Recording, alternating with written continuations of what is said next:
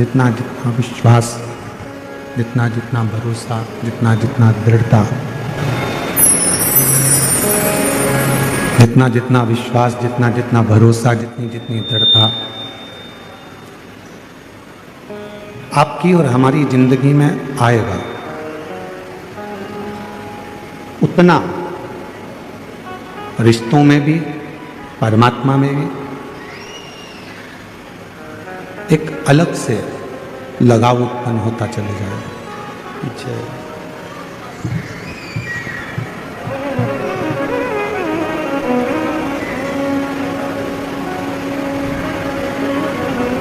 शिव महापुराण की कथा कहती है, भगवान शंकर का चरित्र कहता है, शिव तत्व कहता है। परमात्मा की भक्ति हो, चाहे रिश्तेदारी हो, चाहे हमारे कोई संबंध हो, चाहे कोई हमारा मित्र हो, सखा हो, दोस्त हो, परिवार हो,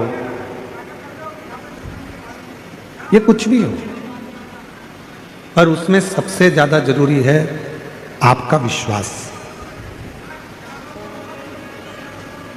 आपका भरोसा। कल भी कथा में कहा था कि शिवजी की कथा सुनना सरल है, शिवजी के मंदिर में जाना सरल है, शिवजी को एक लोटा जल चढ़ाना सरल है, भगवान शंकर का गुणगान करना सरल है। पर शिव महापुराण की कथा कहती है कि सबसे ज्यादा कठिन है शिव महापुराण पर भरोसा करना, शिवजी पर भरोसा करना, भगवान की विरल भक्ति पर भरोसा करना, भगवान के भजन पर भरोसा करना, विश्वास करना।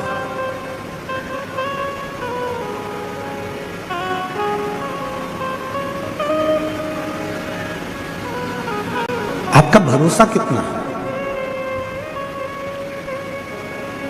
आप शिव पर कितना विश्वास करते हो, कितना भरोसा करते हो, शंकर के कितने करीब आप पहुंचे हो, ये आपका विश्वास बताए।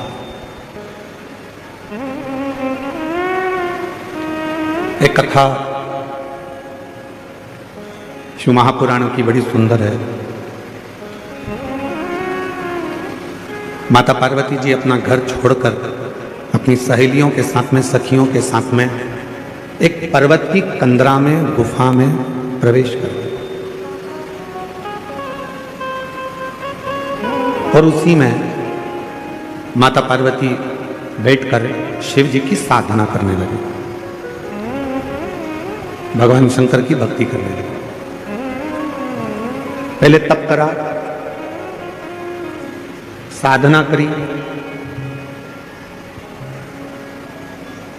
ध्यान लगाया। जब ये सब कुछ कर लिया, फिर माता पार्वती जी ने बेल के पान को, बेल के पत्र को, बेलपत्र को खाना प्रारंभ किया। फिर माता पार्वती जी ने बेल का पान, बेल का पत्ता खाना प्रारंभ किया।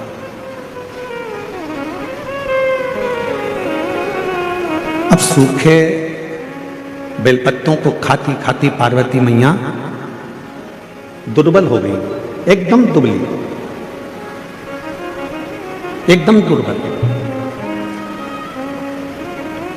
पानी भी नहीं पीती, भोजन भी नहीं करती, कोई फल भी नहीं खाती, केवल बेलपत्र को, केवल बेल के पान को, बेल के पत्ते को, बेलपत्र को खा रही।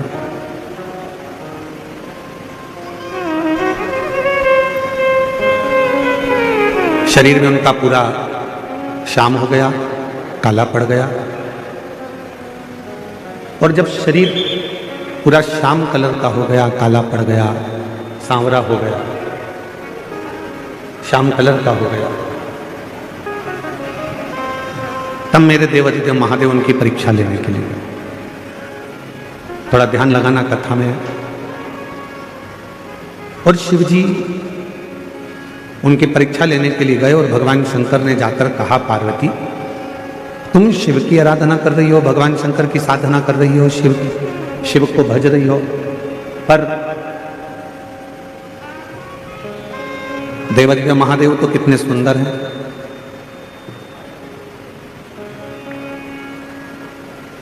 कर्पूर गौरम करुणावतारम संसार सारम भुजगेन्द्रहारम। भगवान शिव तो इतने सुंदर हैं,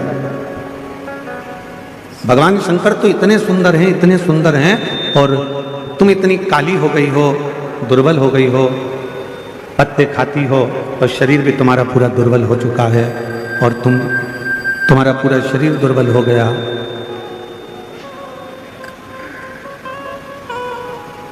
और तुम्हारा शरीर पूरा दुर्बल हो गया, शरीर काला भी हो गया, दुर्बल भी हो गया। अब ये बताओ कि शिवजी तुमसे शादी करें तो करें कैसे? भगवान देवादिदेव महादेव तुमको ब्याहें तो ब्याहें कैसे? कहां वो इतने गोरे और कहां तुम इतनी काली?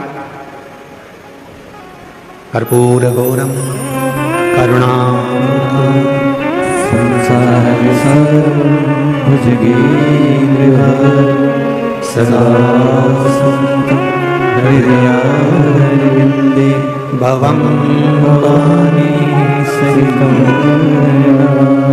अब शिवजी तो इतने गोरे हैं, भगवान शंकर तो इतने गोरे हैं, और पार्वती तुम काली हो, कृष्ण वर्ण हो गया तुम्हारा, दुर्बल हो गई तुम, इतनी दुर्बल हो गई तुम, कैसे शिवजी तुमसे ब्याहेंगे? कैसे भगवान शंकर तुमसे शादी करेंगे? कैसे उनका विवाह तुमसे होगा?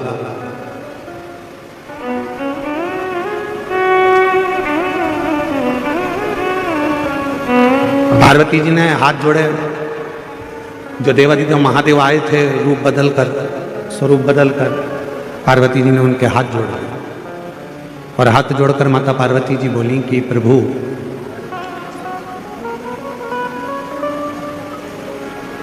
भगवान, ये मेरा विश्वास कहता है और मेरा दृढ़ विश्वास कहता है,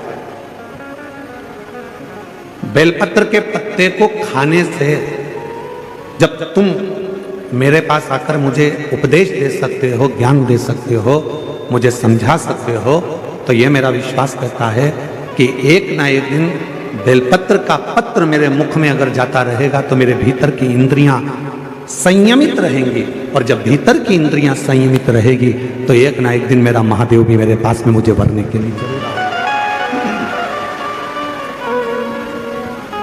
मुझे मेरा शंकर, मुझे मेरा महादेव, मुझे मेरा भोले बाबा मुझे वरने के लिए जरूर आएगा।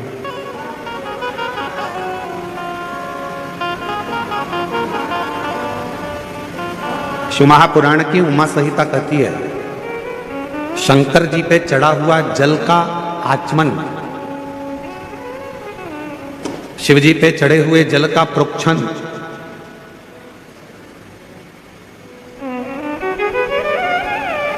कायिक, वाचिक और मानसिक तीन तापों को नष्ट कर देता है।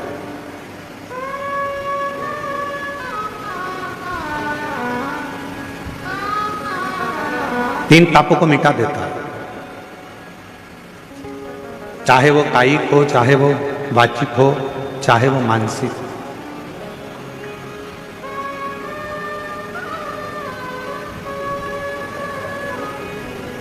और कोई ये ना कहे कि केवल सीहोर वाले महाराज जी कहते हैं कि शंकर जी पे चढ़ा हुआ जल पीना चाहिए। हम आप सबसे कहेंगे, जितने आस्था चैनल पर सुन रहे हैं, जितने तीनों पंडालों में और पंडालों के बाहर जितने भक्त बैठे हैं, पीछे गेट के बाहर, इधर वहां जहां तहां भक्त बैठे हैं, उन सबसे एक बात कहेंगे, आप हमारी बात पर भरोसा मत करो, आप तो गीता प्रेस गोरखपुर की शिव महापुराण लेकर आओ और उस शिव महापुराण को घर पर एक बार पढ़कर देखो। उसमें आपको मिलेगा कि शंकर जी पे चढ़े हुए जल का जो आचमन कर लेता है वो फिर संसार सागर में जन्म नहीं लेता, उसकी मुक्ति हो जाती है, मोक्ष।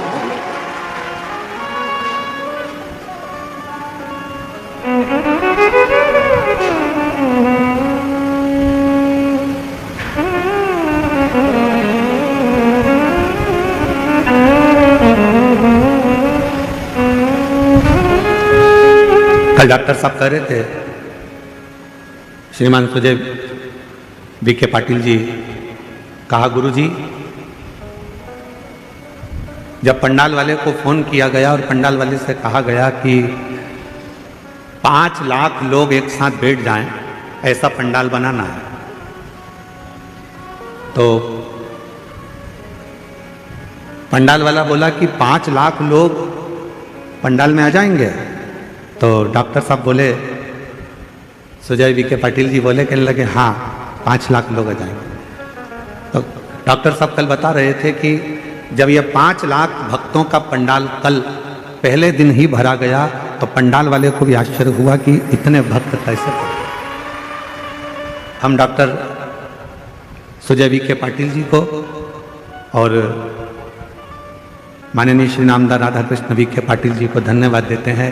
शिव महापुराण का तो ये आनंद है, साथ में डॉक्टर साहब आपका और विखे पाटिल जी आपका प्रेम भी आपके क्षेत्रवासियों के प्रति बहुत ज्यादा है, इसलिए भक्तों का सैलाब, ये भक्तों का आगमन, ये भक्तों का आना, शिव तत्व की ओर अविरल भक्ति को प्राप्त करना।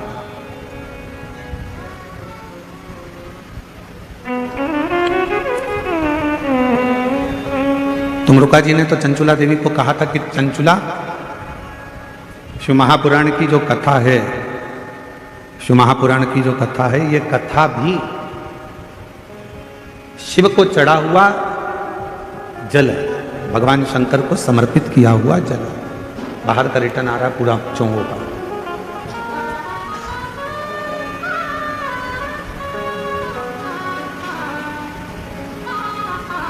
जो शिव महापुराण की कथा को श्रवण कर कर जाता है, ये समझ कर जाता है कि हम शंकर भगवान को चढ़े हुए जल का आचमन कर कर, शिव को प्राप्त कर कर, भगवान शंकर की शरणागति प्राप्त कर कर, भगवान शंकर की भक्ति प्राप्त कर कर हम जा रहे हैं। ये प्रेशर बढ़ाओ ना यहाँ का मंच का। हम शिव की अविरल भक्ति को प्राप्त कर कर जा रहे हैं।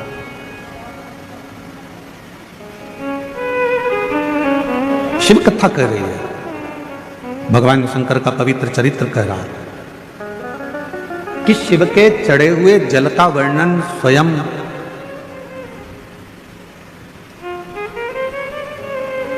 यमराज की जो धर्मपत्नी है, यमराज की जो धर्मपत्नी है जिसका नाम है धुमोरना। क्या नाम है उसका? धुमोरना। फिर से बोलो आप लोग, आवाज नहीं आई, डबल से बोलो, धुमोरना। ये यमराज की धर्मपत्नी, ये यमराज की धर्मपत्नी धुमोरना, धुमोरना। और यमराज की धर्मपत्नी धुमोरना ये जल के महत्व को एक बार स्वयं ने, धुमोरना ने पूछा था।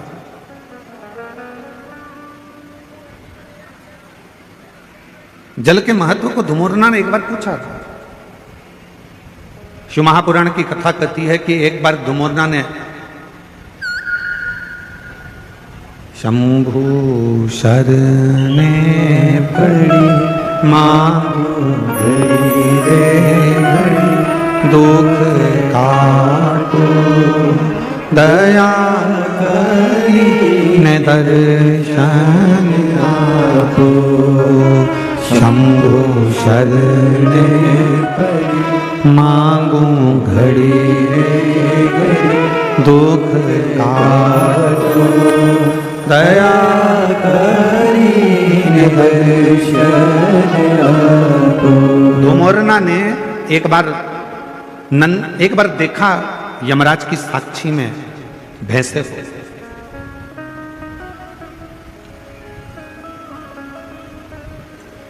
धुमोरना ने देखा कि यमराज का जो भैंसा है, यमराज जिस पर बैठते हैं भैंसा, क्या नाम है उस भैंसे का जिस पे यमराज बैठते हैं? जम के बोलो जरा। यमराज जिस भैंसे पर बैठते हैं, जिस पाड़े पर यमराज बैठते हैं, जिस भैंसे पर यमराज बैठते हैं, उसका नाम क्या है? उसका नाम है पोंड्रक। क्या नाम है? पोंड्रक। तो एक बार धुमोरना ने उस पोंड्रक को देखा, उस भैंसे को देखा कि भैंसा क्या करता है कि यमराज प्राण खींचते हैं और प्राण खींचकर किसी को लेकर जाते हैं और भैंसा उसको खूब त्राड़ देता है, उसको खूब मारता है, सींग से रोनता है, पांव से कुचलता है, उसको परेशान करता जाता है। भैंसा उसको खूब परेशान करता है। पर धुमोरना ने फिर एक जगह देखा कि धुमोरना ने देखा कि वो भैंसा एक जीव को यमराज लेकर जा रहे थे, पर उस भैंसे ने उसको कोई कष्ट नहीं दिया, भैंसे ने उसको कोई परेशान नहीं।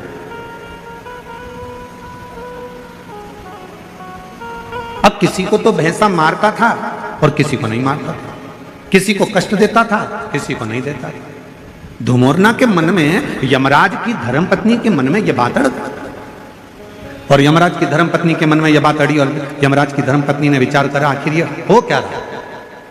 जब यम की आज्ञा है कि कष्ट देना है तो देना चाहिए, फिर ये भैंसा किसी को कष्ट देता है, किसी को नहीं देता है, किसी को अच्छा रखता है, किसी को बुरा रखता है, आखिर ऐसा हो क्यों रहा।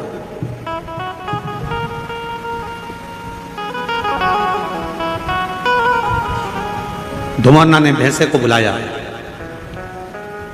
और भैंसे को बुलाकर धुमोरना ने कहा क्यों रे पुंडरक, ये बता कि किसी किसी को यमराज जब खींच कर लेकर जाते हैं, प्राण जब छूटते हैं, तो किसी को तो तू बहुत कष्ट देता है, किसी को तो तू खूब मारता है, कष्ट देता है, परेशान करता है, उसको खूब खूब रोनता है, पांव से भी रोनता है, सींगों से भी रोनता है, किसी किसी को तो बहुत कष्ट देता है। धुमोरना बोली कि पुंडरक भैंसे, और किसी किसी को तू मारता ही नहीं है, कष्ट भी नहीं देता, आखिर ऐसा क्यों, किस लिए? तो भैंसे ने कहा धुमोरना से, माता जी जब भगवान देवादिदेव महादेव का रुद्र अवतार हुआ, जब मेरे शंकर भगवान का रुद्र अवतार हुआ और उनका रुद्र जो अवतार था, क्रोध का जो अवतार था, उस क्रोध के अवतार में मेरा जो जन्म हुआ है, मैं जो भैंसा बनकर पैदा हुआ हूं, वो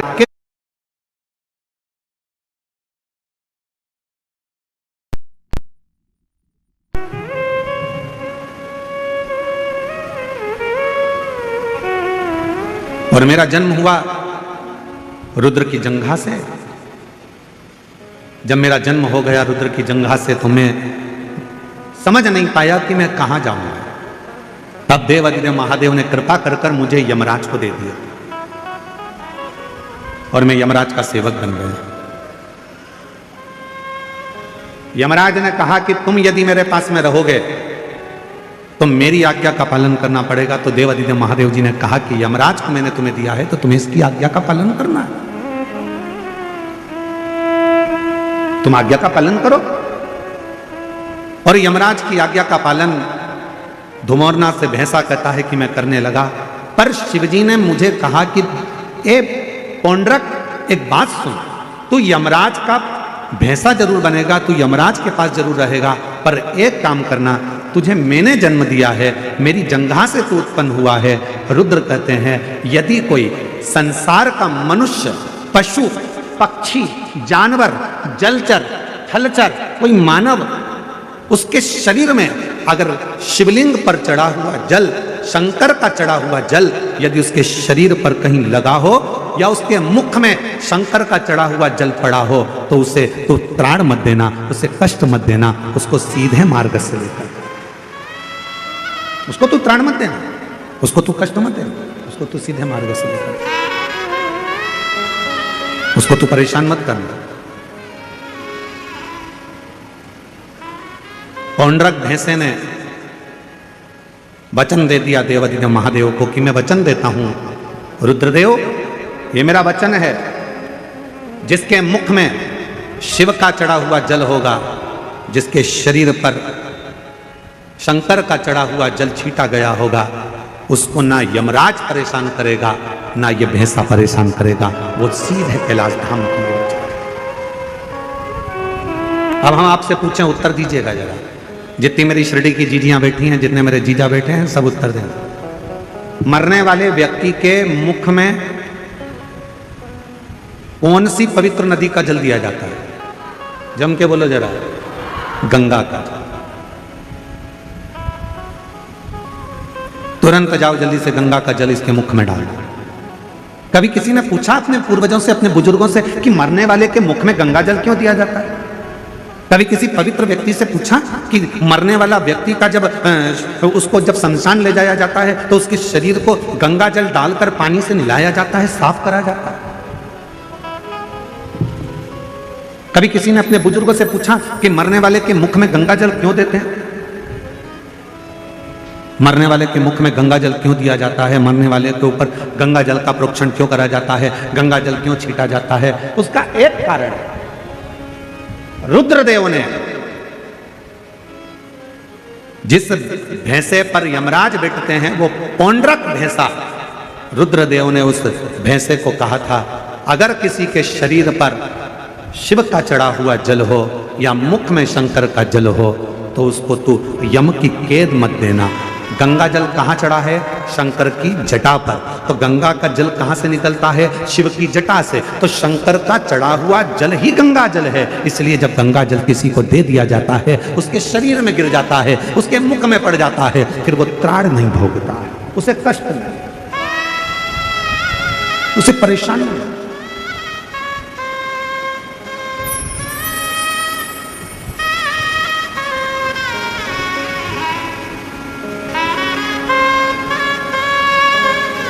महाराज,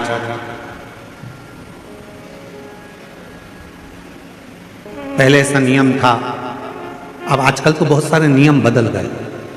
पहले कोई मानसरोवर जाता था तो मानसरोवर का जल लेकर आता था तो अपने आसपास में थोड़ा थोड़ा जल देता था। बोलो बोलो दीदी, सही है गलत है? कोई गोदावरी स्नान करने के लिए जा रहा है तो माँ गोदावरी का जल लेकर आ रहे हैं तो थोड़ा थोड़ा आसपास में बांटते थे। कोई हरिद्वार गया, गंगा जी का जल भरकर लाया तो गंगा जी का जल आसपास में बांटते थे। पहले ऐसा नियम था। अब बीच में लोगों ने ये नियम बंद कर कर गिफ्ट बांटना चालू कर दिया। हम केदारनाथ जी गए थे, तुम्हारे लिए गिफ्ट लेकर आए। हम हरिद्वार गए थे, तुम्हारे लिए गिफ्ट लेकर आए। हम शिरडी गए थे, तुम्हारे लिए गिफ्ट लेकर आए। फिर गिफ्ट का काम बंद हुआ तो लोगों ने फिर प्रसाद देना चालू करा। हम उज्जैन गए थे, तुम्हारे लिए प्रसाद लेकर आए। हम वहां गए थे, तुम्हारे लिए ये प्रसाद लेकर आए। हम तुम्हारे लिए ये प्रसाद लेकर आए। शिव महापुराण की कथा कहती है किसी मंदिर, देवालय, शिवालय या किसी तीर्थ का सबसे बड़ा प्रसाद होता है वहां की पवित्र नदी का कुंड का जल। वो जल जब हम अपने आसपास में देते हैं तो हमें हजारों हजारों तीर्थ का पुण्य फल प्राप्त हो जाए।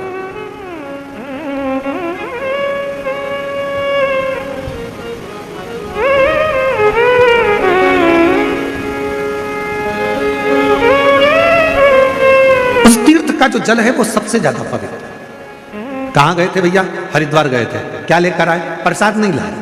फिर कहाँ गए थे भैया? बद्रीनाथ गए थे, क्या लेकर आए? तो कहा हम कुछ लेकर नहीं आए, हम तो केवल थोड़ा सा माँ अलकनंदा का जल लेकर आए। हम कहाँ गए थे? यमुनोत्री, हम यमुना जी का थोड़ा सा जल लेकर आए। हम कहाँ गए थे? नासिक, त्र्यंबक, हम गोदावरी माँ का जल लेकर आए। हम कहाँ गए थे? तो ओमकारेश्वर, हम माँ नर्मदा का जल लेकर आए। हम कहाँ गए थे? उज्जैन महाकाल, क्या लाए? थोड़ा सा क्षिप्रा महारानी का जल लेकर आए। हम कहाँ गए थे? प्रयागराज, क्या लाए? त्रिवेणी का जल लेकर आए। उस जल की महत्वता, पर लोगों ने उस जल की महत्वता को कम कर दिया। कहाँ गए थे? मानसरोवर, क्या लेकर आए? शिव जी का मानसरोवर का जल लेकर आए। थोड़ा थोड़ा सा जल, भले एक बूंद दिया जाए, पर वो जल में दूसरा जल मिलाकर उस जल को जब वितरण किया जाता है तो शास्त्र कहता है जो मानसरोवर नहीं गया, जो उज्जैन नहीं गया, जो हरिद्वार नहीं गया, जो काशी नहीं गया, जो त्र्यंबक नहीं गया, अगर वहां का जल, पवित्र नदी का जल, कुंड का जल यदि हमारे घर में आ जाता है, हम भले उस स्थान पर नहीं गए, पर वो जल का जब हम प्रोक्षण करते हैं, आचमन करते हैं, तो हमें उसी तीर्थ का पूरा पुण्य फल उसी क्षण प्राप्त हो जाता है।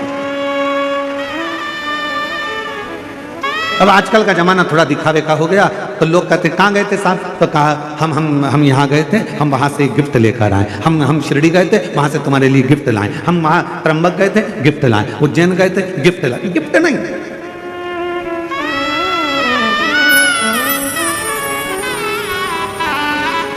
अभी कथा में हमने कहा था, जलगांव की कथा में, कि करवा चौथ पर तुम्हारा पति तुमको गिफ्ट दे, पर तुम अपने पति को कसम खिलवाना। बोला था कि नहीं बोला था? अरे जम के तो बोलो। तुम अपने पति को सौगंध दिलवाना करवा चौथ के दिन कि तुम मुझे गिफ्ट दे रहे हो, चलेगा, पर मुझे भी एक गिफ्ट चाहिए। कि तुम कसम खाओ, सौगंध खाओ कि जब भी गाड़ी चलाओगे तो हेलमेट जरूर लगाओगे, जब भी गाड़ी चलाओगे तो हेलमेट। ये गिफ्ट दो मुझे कि क्योंकि तुम हो तो मेरा घर है, तुम हो तो परिवार है, तुम हो तो मेरा कुटुंब है, तुम हो तो मेरे बच्चे हैं, और तुम हो तो मैं हूं। हेलमेट लगाओ, 4 व्हीलर गाड़ी चलाओगे सीट बेल्ट लगाओ। ये शपथ दिलवा।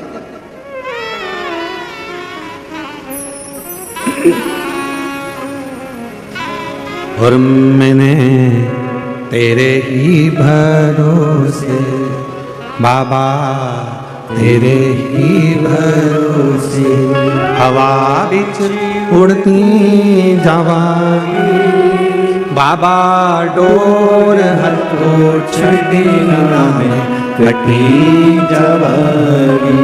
भोले मैं तेरी पतन, शंभो मैं तेरी पतन, हवा बिच उड़ती जावांगी बाबा, डोर हथो छड़ीना में कटी जावांगी। भोले मैं तेरी पतन, शंभो मैं तेरी पतन। सबसे बड़ा गिफ्ट है, सबसे बड़ा दान है तीर्थ का जल जो तुम लेकर आए हो, वो तीर्थ के जल को सबको दे।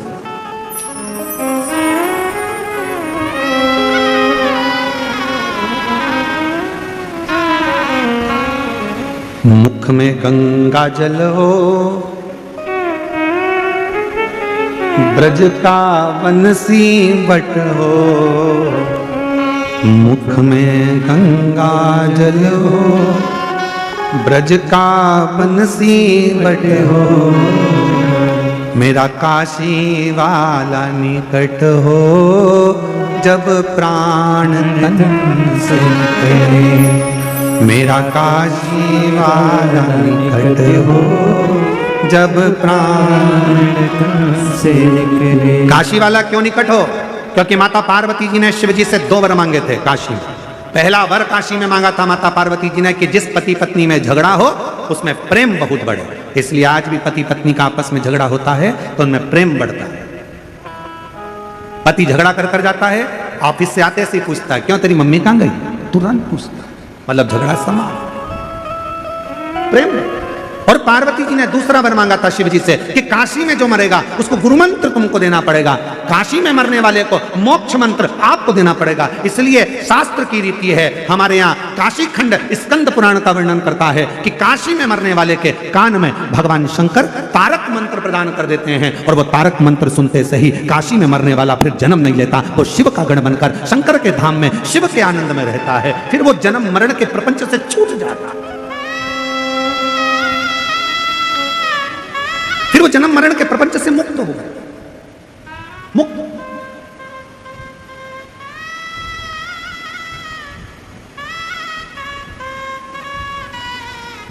शिव महापुराण का काशी खंड कहता है, ध्यान, स्कंद पुराण का काशी खंड कहता है, कभी योग लगे तो स्कंद पुराण के काशी खंड को पढ़िएगा। मैं माननीय पाटिल साहब को बहुत बहुत इसके लिए धन्यवाद दूंगा, माननीय नामदास राधाकृष्ण विखे पाटिल जी को, डॉक्टर सुजय विखे पाटिल जी को मैं इस चीज के लिए धन्यवाद दूंगा कि काशी खंड में, स्कंद पुराण के काशी खंड में लिखा है, जो कार्तिक के महीने में भगवान शंकर की अविरल भक्ति करता है, जो कार्तिक के महीने में शिव महापुराण की कथा यदि एक बार भी श्रवण कर लेता है, उसको सहस्त्र अश्वमेध यज्ञ का फल तुरंत प्राप्त हो जाता है। मैं पाटिल परिवार को धन्यवाद इसलिए दूंगा कि उन्होंने कार्तिक महीने में ये शिव महापुराण की कथा शिरडी के इस क्षेत्र में कराकर संपूर्ण शिरडी वासियों को अश्वमेध यज्ञ, एक अश्वमेध यज्ञ नहीं, सहस्त्रों, हजारों, लाखों अश्वमेध यज्ञ का फल केवल कार्तिक महीने में ये 5 दिन की शिव महापुराण कराकर उन्होंने सबको प्रदान कर दिया। सब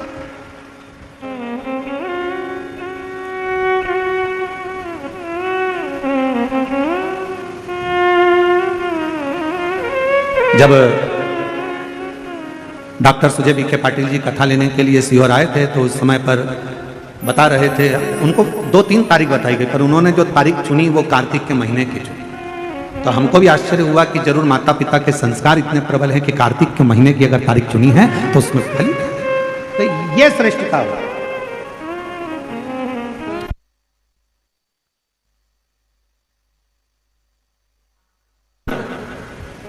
तो हमने जब डॉक्टर सुजय विखे पाटिल जी जब कथा लेकर चले गए तो हमने बाद में आशीष को कहा, हमने कहा जरूर सुजय विखे पाटिल जी ने स्कंद पुराण पढ़ के रखी होगी तो उनको काशी खंड याद होगा कि कार्तिक महीने में कथा सुनने से हजारों यज्ञ का फल प्राप्त होगा। हमने कहा जरूर उनको ये बात का ज्ञान होगा कि कार्तिक महीने में एक कथा भी यदि कोई दिल से श्रवण कर लेता है, शिव नाम ले लेता है, शंकर का स्मरण कर लेता है, शिव नाम की स्तुति कर लेता है, शंकर का अविरल भक्ति को धारण कर लेता है, शिव महापुराण की कथा कहती है, भगवान शंकर का चरित्र कथा है, आप और हम तो अपने घर पर दिवाली मनाते हैं। 33 कोटि देवी देवता काशी के घाट पर, गंगा के घाट पर दीपावली मनाते हैं। काशी के घाट पर दीपावली का पर्व मनाया जाता है।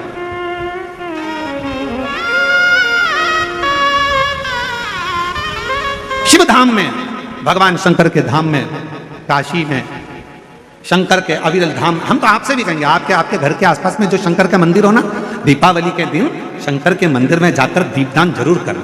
दीपावली के पर्व पर शिव मंदिर में जाकर उसके आसपास में दीप जरूर लगाना। क्यों? आपको वही फल प्राप्त होगा जो काशी में देवताओं ने दीप जलाकर प्राप्त किया, वही।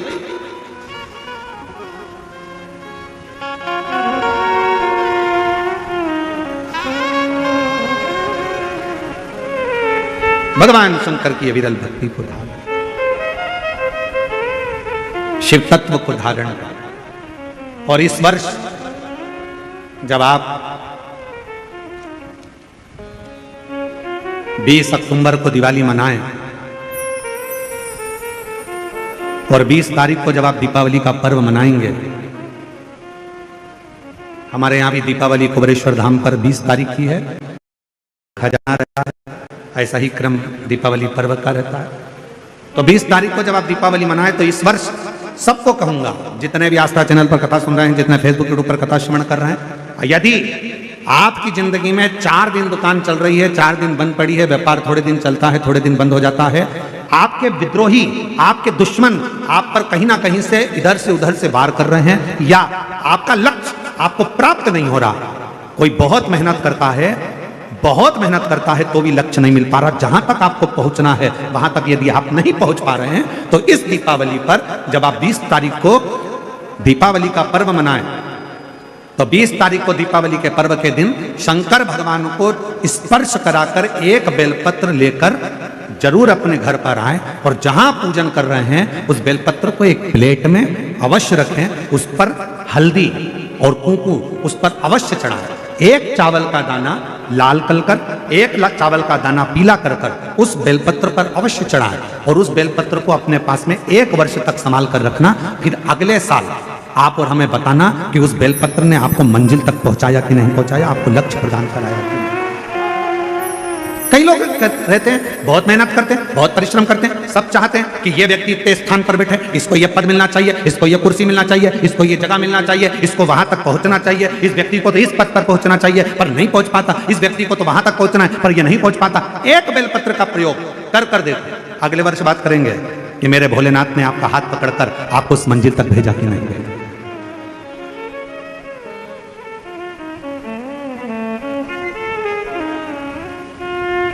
कई व्यापारी, कई किसान कह देते हैं, अरे गुरुजी हमारी फसल पिट गई, अब की बार हमारी जो पिक थी वो पूरी की पूरी पिट गई, हमारा पानी ने बेकार कर दिया, हमारा इसने बेकार कर दिया, हमारा उसने बेकार कर दिया। बेचारा किसान कर्जे में होता चले जाता है, तकलीफ में होता चले जाता है। हम उनसे भी कहेंगे एक बार प्रयोग कर देखिए, एक बेलपत्री का दीपावली की रात्रि को, और अब की बार दीपावली का पर्व 20 अक्टूबर को जो मनाया जा रहा है, 20 अक्टूबर दीपावली पर्व के दिन एक बार प्रयोग कर देखिए कि वो बेलपत्र शिव जी को लगाया हुआ। क्यों?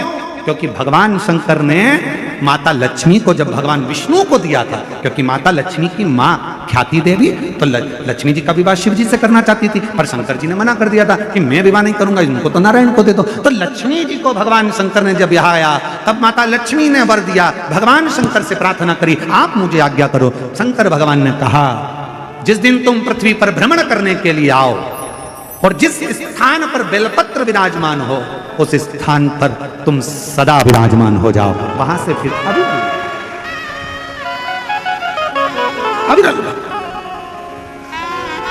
बोल बम का नारा है, इतना धीमा बोलोगे तो शिरडी वालों कल्याण तुम्हारा। अच्छे से बोलो जरा, बोल बम का नारा है, हार हार महादेव। शिव तत्व की प्राप्ति,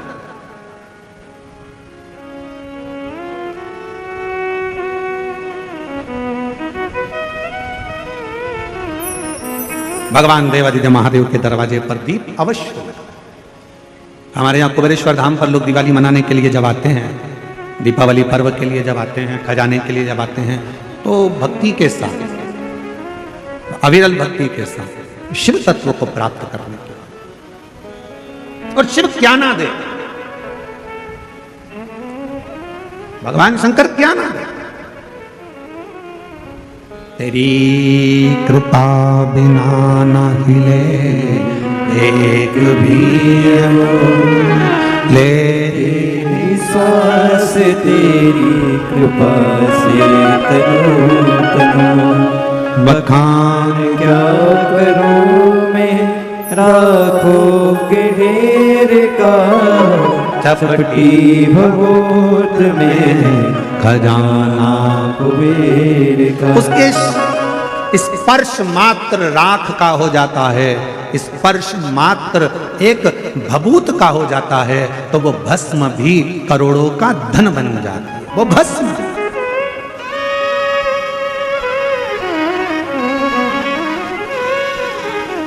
इसलिए शिव महापुराण की कथा कहती है, एक लोटा जल सारी समस्या का।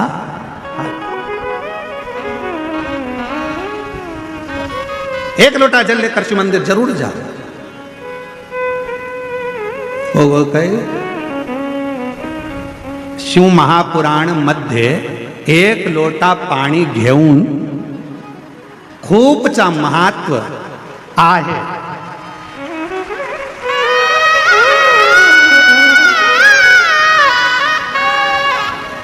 शिव महापुराण में एक लोटे जल का बड़ा महत्व बताया है, बड़ा महत्व।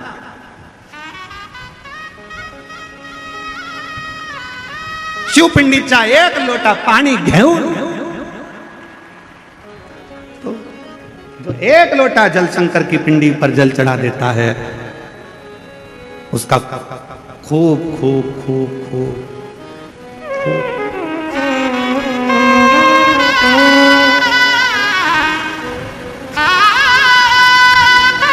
और तेरी कृपा का क्या है भरोसा, कब किस पर हो जाए, जरा सी हम पर कर दो, जरा सी हम पर कर दो। तेरी कृपा का क्या है भरोसा, कब किस पर हो जाए, जरा सी हम पर कर दो, जरा सी हम पर कर दो। जिस पर भी हो गई तेरी कृपा करुणा, वो भव पार हुआ, भव पार हुआ। पापी हो चाहे जितना, उसका भी बाबा उद्धार हुआ, उद्धार हुआ। गिद्ध अजामिल गणिका जैसे तेरे मन को भाए, जरा सी हम पर कर दो, जरा सी हम पर कर दो। तेरी कृपा का क्या है भरोसा, कब किस पर हो जाए, जरा सी हम पर कर दो, जरा पर कर दो। तेरी कृपा का क्या है भरोसा, कब किस पर हो जाए, जरा सी हम पर कर। ये उसकी उदारता, ये उसकी करुणा है, ये उसकी कृपा है, ये उसकी दया है। आप दिल से उसको पुकारो, वो दिल से झोली भरता है। आप दिल से पुकारो, दिल से कहो उसको, दिल से विनय करो उसको, दिल से निवेदन करो उसको, वो सुनेगा, आएगा, देगा, झोली भरेगा, जाएगा। तो शंकर भगवान पर चढ़े हुए जल की महत्वता शिव महापुराण की कथा कहती है।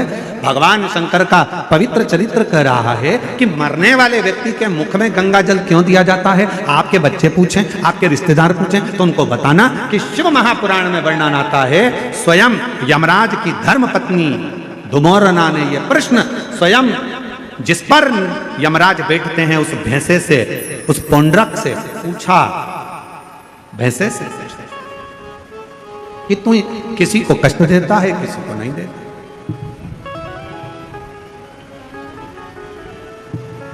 किसी को तो तू अच्छे से लेकर जाता है और किसी को रुला रुला कर लेकर जाता है। बात क्या?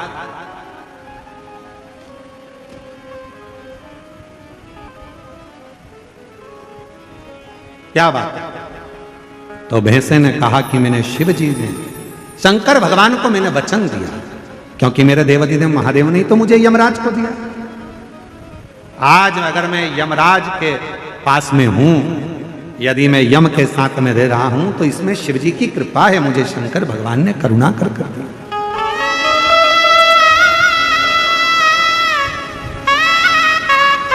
ये शिव की उदारता से मुझे मिला। इसलिए हमारे सनातन धर्म में आज भी नियम है, ये गंगा का जो जल है वो भगवान शंकर का चढ़ा हुआ जल है, शिव के ऊपर से चढ़कर नीचे आ। कई लोग हमारा बहुत विरोध जब करते हैं तो विरोध में कह देते हैं कि शिव जी पे चढ़ा हुआ जल मत पियो। सीहोर वाले महाराज ने बताया पियो, और यह कहता है मत पियो। तो जो तुमसे कहे कि शंकर पर चढ़ा हुआ जल नहीं पीना चाहिए, तो उनको कहना कि फिर तुम मरते समय तू गंगा जल भी मत पीना, क्योंकि वो भी तो शंकर जी पे चढ़ा हुआ है। शिव जी के शीश पर आया तब तो नीचे आया। शिव महापुराण की कथा कहती है कि धुमोरना से, यमराज जी की धर्म पत्नी से स्वयं भैंसा कह रहा है, वो पौंड्रक भैंसा कह रहा है कि शिव की कृपा, शंकर की। कहा जिसके ऊपर शंकर का चढ़ा हुआ जल का प्रोक्षण हो, जो शिव का चढ़ा हुआ जल का आचमन कर ले, कहा उसको फिर कोई नरक के भोग ना भोगना।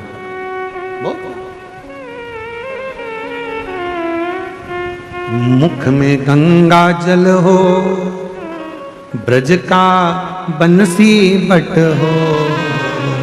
मुख में गंगा जल हो, ब्रज का बंसी बट हो। मेरा काशी वाला निकट हो, जब प्राण तन से निकले। मेरा काशी वाला निकट हो, जब प्राण तन से निकले।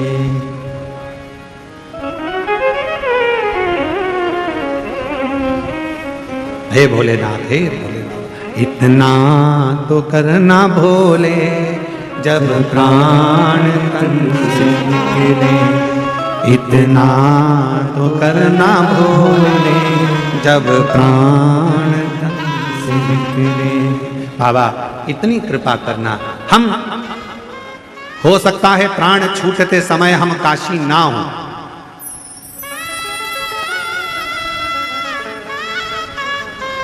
सकता है प्राण छूटते समय हम काशी ना हो, पर यदि हमने शंकर भगवान आपको एक लोटा जल चढ़ाया है तो इतनी कृपा जरूर करना, हम भले काशी में ना हो पर काशी वाला हमारे करीब में जरूर हो। ऐसी काशी वाला, ये कृपा करना, ये करुणा करना, ये दया करना।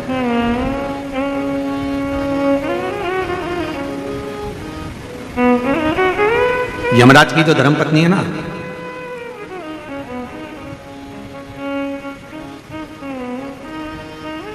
ये शिव की बड़ी उपासक है।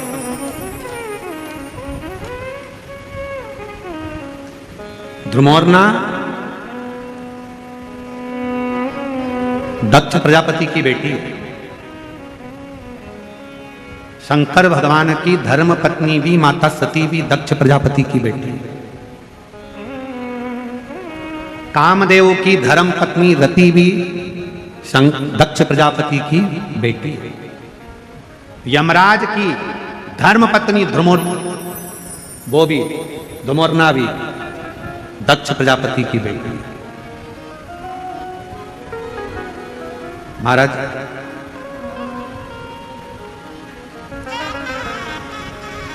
एक कथा बड़ी अच्छी आती है ध्रुमोर्ना के विवाह की। बड़ा सुंदर प्रसंग आता है कि ध्रुमोर्ना ने अपने पिता दक्ष प्रजापति से निवेदन करा, और ध्रुमोर्ना ने अपने पिताजी से निवेदन करा कि मेरा जो हाँ विवाह करो जो मृत्यु को जीत ले, जो मौत को विजय प्राप्त कर ले, जो मृत्यु पर विजय प्राप्त कर ले, उससे हमारा विवाह। ध्रुमोर्ना ने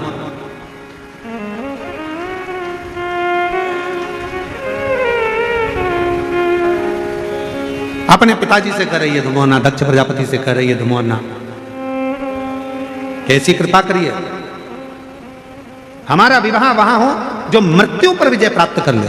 तो इतने में दक्ष प्रजापति ने विचार करा, ठीक है अगर आप ऐसा कहते हो तो आपके लिए हम वही वर ढूंढेंगे जो मृत्यु पर विजय प्राप्त कर ले। तो उनके लिए उसी समय पर दक्ष प्रजापति ने यमराज को लाकर खड़ा कर दिया। तो धुमोरना ने देखा कि यमराज इसका तो पूरा स्वरूप बड़ा कृष्ण है, काला है और भयंकर स्वरूप है। तो इतने में धुमोरना ने कहा कि पिताजी इनसे विवाह, तो कहा ये यमराज है, इससे विवाह कर लीजिए। धुमोरना ने अपने पिताजी का कहना माना, हां भर ली। शादी के मंडप में धुमोरना पहुंच गए। जरा ध्यान से सुनना, शादी के मंडप में धुमोरना पहुंच गए और शादी के मंडप में जैसे धुमोरना पहुंची, यमराज बाजू में पास में आकर बैठा और यमराज से धुमोरना ने मुस्कुराकर कहा कि आज मुझे बड़ी प्रसन्नता हो रही है कि मुझे जो पति मिला है वो मृत्यु पर विजय प्राप्त करने वाला है, मृत्यु पर विजय। इतने में तुरंत यमराज ने कहा, धुमोरना तुम्हें गलतफहमी हो रही है, मैं मृत्यु पर विजय प्राप्त नहीं करता हूं, मैं व्यक्ति को मृत्यु देता हूं। इतने में तो धुमोरना उठकर खड़ी हो गई और धुमोरना ने विचार करा कि मेरा विवाह उसके साथ हो रहा है जो मृत्यु प्रदान करता है, और मैंने तो अपने पिताजी से कहा था कि जो मृत्यु पर विजय प्राप्त करे मेरा विवाह उससे होना चाहिए।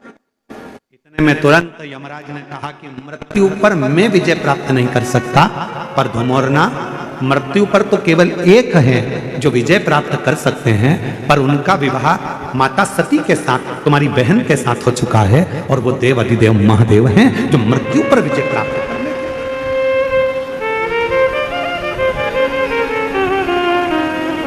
जो मौत पर विजय प्राप्त कर ले। इतने में धुमोरना उठकर चली गई और जैसे ही धुमोरना उठकर गई, दक्ष प्रजापति को सूचना मिली कि मेरी बेटी यमराज से विवाह नहीं करना चाहती, अब करा क्या जाए। इतनी देर में दक्ष प्रजापति ने अपनी दूसरी बेटी विजया को मंडप में ले जाकर बिठा दिया।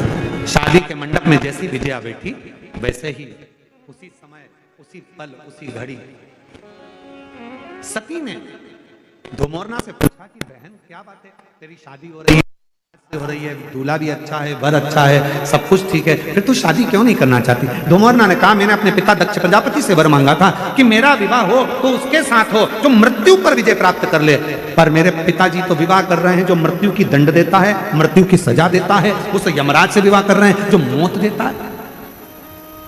तो क्या हुआ, कोई बात नहीं।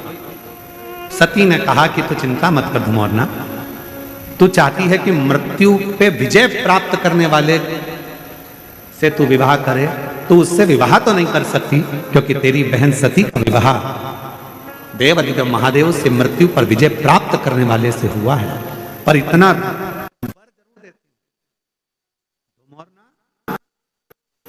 तेरा पति मृत्यु लोक में जाकर जिस व्यक्ति के प्राण को लेकर जाएगा यमलोक में, उस समय पर जिसके प्राण छूट रहे होंगे उसके मुख से यदि शिव का नाम निकल गया तो धुमोरना उसी क्षण तुझे शंकर का दर्शन हर पल हर घड़ी होता रहे, हर पल। और उसका वर क्या प्राप्त होगा, उसका फल क्या प्राप्त होगा।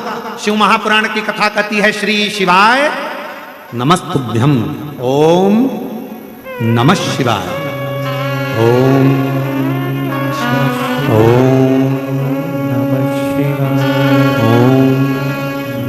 श्री शिवाय नमस्तुभ्यं बोलने वाला, ओम नमः शिवाय बोलने वाला, हर हर महादेव बोलने वाला, बोल बम का नारा है बाबा है सहारा है, ऐसे उच्चारण करने वाला, शिव तत्व को गुंजायमान करने वाला, शंकर के नाम को लेने वाला जब अपने प्राणों को छोड़ता है और उसके मुख से यदि भूलवश भी शिव का नाम निकल जाता है तो धुमोरना शिव जी का दर्शन करती है और यमराज से प्रार्थना करती है, आप इस जीव को जब लेकर आओ तो नरक लेकर मत जाना, इसको वैकुंठ छोड़कर आना, वहां देवता इंतजार कर, वहां देवता इंतजार कर।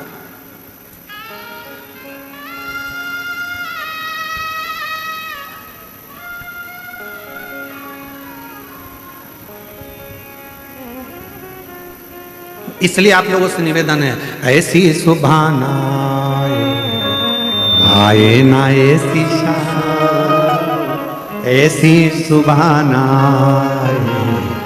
आए ना ऐसी शाम, जिस दिन जुबां पे मेरे, जिस दिन जुबां पे मेरी आए ना शिव का नाम, ऐसी सुबह ना आए ना ऐसी शाम, ऐसी सुबह ना आए ना ऐसी शाम। भगवान शिव का जो उच्चारण करता है, शिव का उच्चारण करने वाला श्री शिवाय नमस्तुभ्यं, श्री शिवाय नमस्तुभ्यं। हम आप लोगों से बार बार कहते हैं, अपने घर के दरवाजे पर लिख दो श्री शिवाय नमस्तुभ्यं, दीपावली पर स्टिकर चिपका दो श्री शिवाय नमस्तुभ्यं, दरवाजे पर बंदरवाल बांध दो श्री शिवाय नमस्तुभ्यं। अगर कोई दरवाजे के सामने से निकल कर जा रहा होगा और मान लो उसका समय भी आ गया होगा, प्राण छूटने का भी समय आ गया होगा, तो दरवाजे पर यदि उसने भूल से भी पढ़ लिया तो वो नरक नहीं जाएगा, उसका परम पद वैकुंठ तक हो जाएगा। इसलिए श्री शिवाय नमस्तुभ्यं का स्मरण करो। कोई अपने काम के लिए जा रहा है, काम नहीं हो रहा, तुम्हारे दरवाजे पर पढ़ लेगा श्री शिवाय नमस्तुभ्यं, उसका राह खुल जाएगा, उसका कार्य सफल हो जाएगा। वो मंत्र का उच्चारण मूल है। कितना फल है मंत्र का, देखो एक पत्र देखिए।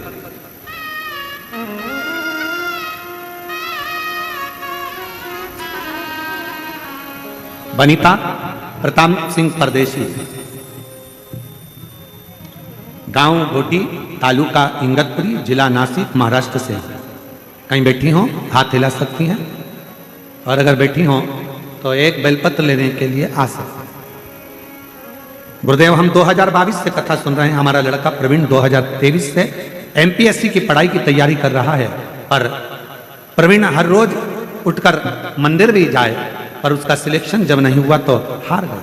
तब हमने उससे कहा, सियोर वाला बाबा कहता है कि मेहनत 4 गुना करो, मंदिर में साफ सफाई करो, शिव जी पर एक बेलपत्र जरूर चढ़ाओ, एग्जाम देने जाओ तो बेलपत्री पर शहद लगाकर शिव का भजन कर कर जाइए। पशुपति व्रत करा, तब हमने देखा तो भी जब उसको फल नहीं मिला तो उसका हिम्मत थोड़ा सा हारा। हिम्मत हारा तो हमने कहा पीछा मत छोड़ना बेटा, बाबा देगा जरूर। और तब हमने कहा कि एक बार कुबेरेश्वर धाम चल। हम उसको कुबेरेश्वर धाम ले गए। हमने कहा प्रवीण कुबेरेश्वर धाम लेकर चलो, और वहां जाकर बाबा का पूजन अर्चन करा। आज बाबा को धन्यवाद देती हूँ कि मेरे उस बेटे का सिलेक्शन हो गया और बेटा उच्च पद पर अधिकारी बनकर बैठ गया। मैं बाबा को यहाँ प्रणाम करने के लिए। एक पत्र देखिए बड़ा सुंदर।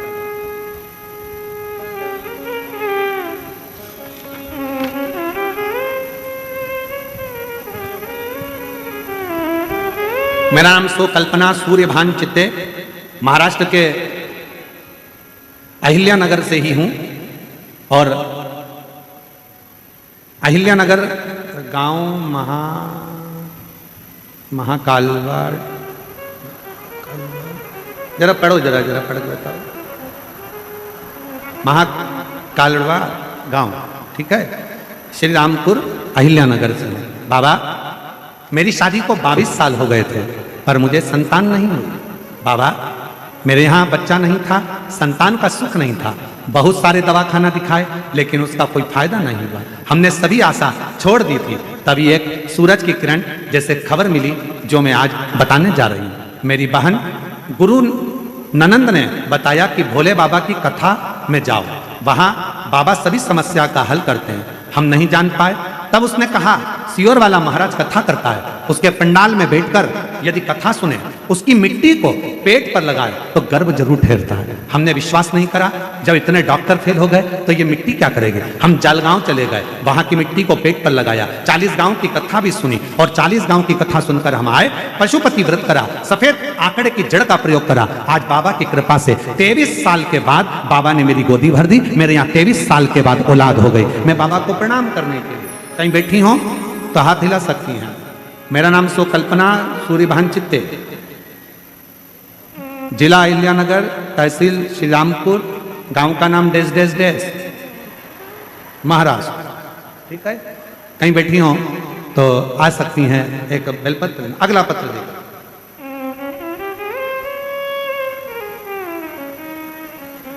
गुरुदेव मैं महाराष्ट्र के संगम नगर से रहने वाली हूँ। बहुत दुखी रहती थी गुरुदेव। मेरे बड़े बेटे के यहाँ 12 साल हो गए थे और 12 साल हो गए और उसके यहाँ कोई संतान की प्राप्ति नहीं हो रही थी। दोनों उसके जीवन से बहुत दुखी थे गुरुदेव। मुझे भी असफलता महसूस हो रही थी, तब समझ में नहीं आया। तब एक बार किसी बहन जी के कहने पर हमारी बहू को हमने पशुपति व्रत करवाया। शिव जी के मंदिर में रोज भेजना प्रारंभ करा। हमने सुना कि शिव महापुराण के पंडाल में जाकर जो भेटता है, जो मांगता है, उसको वो प्राप्त होता है। बहू को भेजा, परभणी कथा श्रवण करवाई और बाबा की ऐसी कृपा हुई, 2 बार पशुपति व्रत करे, 2 बार सफेद आंकड़े की जड़ का प्रयोग करा और बाबा की कृपा से हमारी बहू को जुड़वा बच्चे हुए, एक श्री एक शिवाय, दोनों 12 साल के बाद हुए। बाबा को मैं प्रणाम करने के लिए कहीं बैठी हूं तो अपने बच्चों को ला सकती हूं।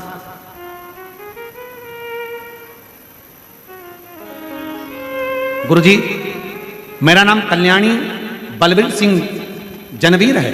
हम गांव सोनई तालुका नेवासा जिला अहिल्यानगर की रहने वाली हूँ। 1 लोटे जल का मैं क्या वर्णन करूं गुरुदेव। मेरा बेटा सुयश 4 साल का हो गया, पर डॉक्टर कहते थे ये बोलेगा नहीं, उसकी वाणी नहीं थी, बोल नहीं पाता था गुरुदेव, उसके मुख से शब्द नहीं निकलता था।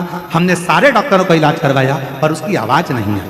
बड़े परेशान हो गए। तब हम 7 नवंबर 2024 को सीहोर गए और वहां जाकर हमने कंकर शंकर की पूजन करी और एक रुद्राक्ष लेकर आए। रुद्राक्ष को तांबे के लोटे में गलाकर शिवजी को जल चढ़ाना प्रारंभ किया। उस जल का आचमन मेरे बेटे को कराती। अब मेरा बेटा स्कूल भी जाता है और बोलना भी प्रारंभ कर दिया। मैं बाबा को यहाँ प्रणाम करने के लिए, कहीं बैठे हो तो आ सकते हैं।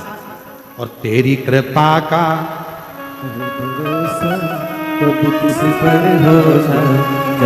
एक पत्र और बड़ा सुंदर है। कविता पाटिल शिरडी से हैं। मेरी शादी को 17 साल हो गए थे गुरुदेव, पर 17 साल से मुझे औलाद नहीं थी। मैंने कोई डॉक्टर ऐसा नहीं बचा जिसको मैंने इलाज ना करवाया। मैं शिरडी की रहने वाली हूँ बाबा, पर मेरे यहाँ औलाद का सुख नहीं था। तब किसी के कहने पर सफेद आंकड़े की जड़ का प्रयोग, पशुपति प्रयोग करना प्रारंभ करा और बाबा की ऐसी कृपा हुई कि अक्टूबर 2023 में बाबा की कृपा से मेरा गर्भ ठहरा और बाबा की कृपा से 2024 में मेरे यहाँ पर बच्चे ने जन्म लिया 17 साल के बाद। अगर कहीं बैठी हो तो आ सकती हैं अपने बच्चों के लिए। अब की बार सबसे ज्यादा पत्र बच्चों ही बच्चों के हैं।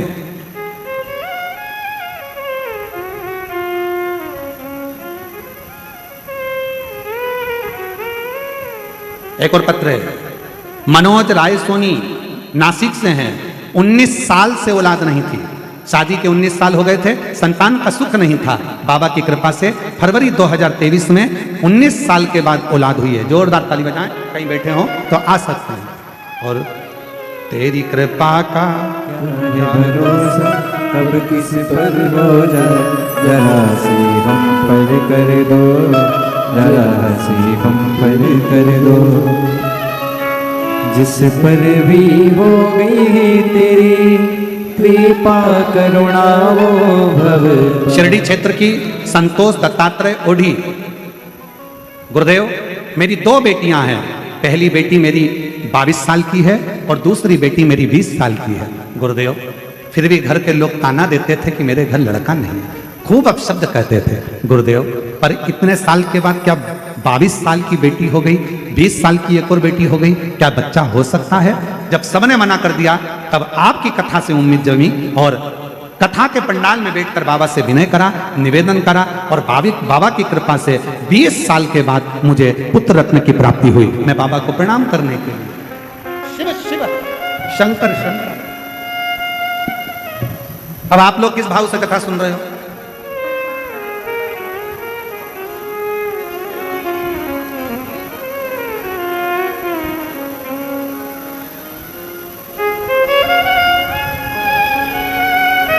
कार्तिक का महीना, शिव महापुराण की कथा, शिरडी का पवित्र क्षेत्र और यह पवित्र शिव महापुराण की कथा। मैं फिर माननीय विखे पाटिल जी को, माननीय डॉक्टर सुजय विखे पाटिल जी को फिर धन्यवाद देता हूं आपको बहुत बहुत। पाटिल जी, ना जाने कितनी जीजियों के और कितने जीजाओं के चेहरे पर आपने स्माइल ला कर दे दी। उनकी प्रसन्नता ला, ये शिव कृपा, ये शंकर कृपा, ये शंकर कृपा। और विश्वास से कहता हूं, जो पंडाल में बैठकर आप भगवान देवाधिदेव महादेव से कह रहे हैं बोल रहे हैं, मांग रहे हैं, ये हमारा विश्वास करता है कि 3 महीने के अंदर मेरा कुबेर भंडारी जरूर देगा। विश्वास के साथ।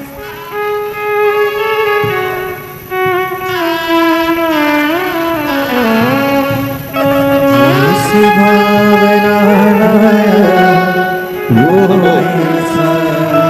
23 साल के बाद हुआ है। एक बार जोरदार ताली बजाकर स्वागत करिए। नहीं खाली उसे लौटाया, वो मन ही मन हर्षाया, कर दिया माला माल काशी वाले ने, लुटा दिया भंडार काशी वाले ने, लुटा दिया भंडार काशी। 17 साल के बाद हुआ है। जोरदार ताली बजाकर प्रणाम। कर दिया माला माल काशी वाले ने, कर दिया माला माल काशी वाले ने, कर दिया माला माल काशी वाले ने, लुटा दिया भंडार काशी वाले ने, कर दिया माला माल काशी वाले ने। ये शिव की उदारता, शंकर की उदारता। हरिओम में ओम समाया है, मेरा भोला नगर में आया है। हरिओम में ओम समाया है, मेरा भोला नगर में आया है। हरिओम में ओम समाया है, मेरा भोला नगर में आया। सब बोलिए। हरिओम में ओम समाया है, मेरा भोला नगर में आया है। मेरा भोला नगर में आया है, मेरा भोला नगर में आया है, मेरा भोला नगर में आया है। ओ मेरा भोला नगर में आया है। ओ हरि ओम में ओम समाया है, मेरा भोला नगर में आया है। हरि ओम में ओम समाया है, मेरा भोला नगर में आया है।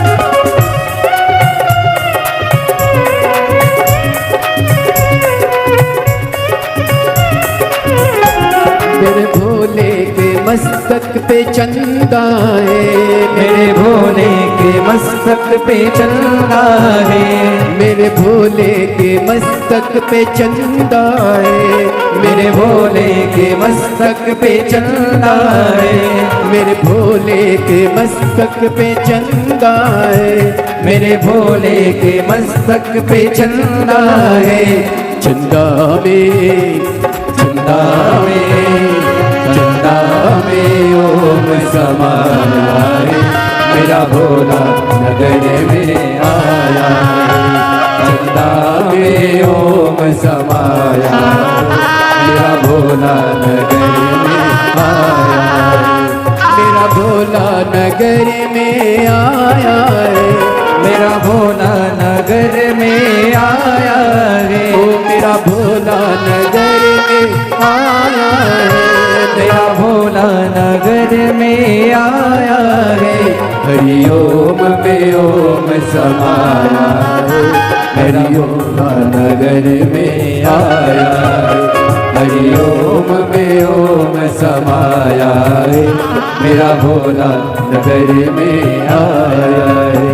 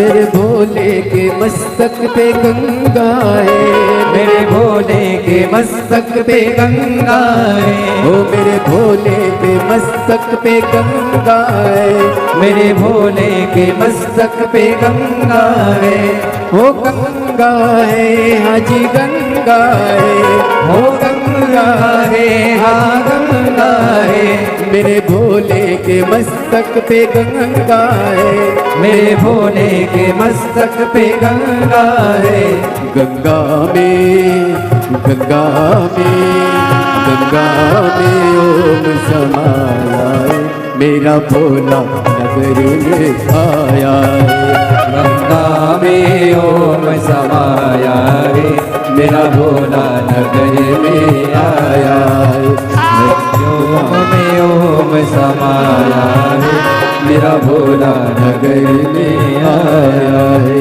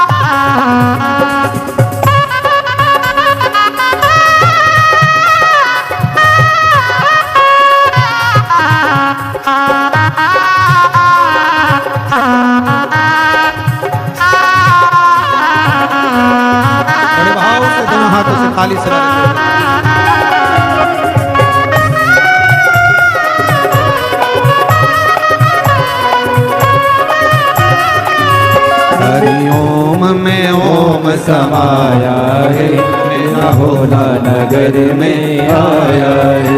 हरि ओम में ओम समाया है, मेरा भोला नगर में आया है।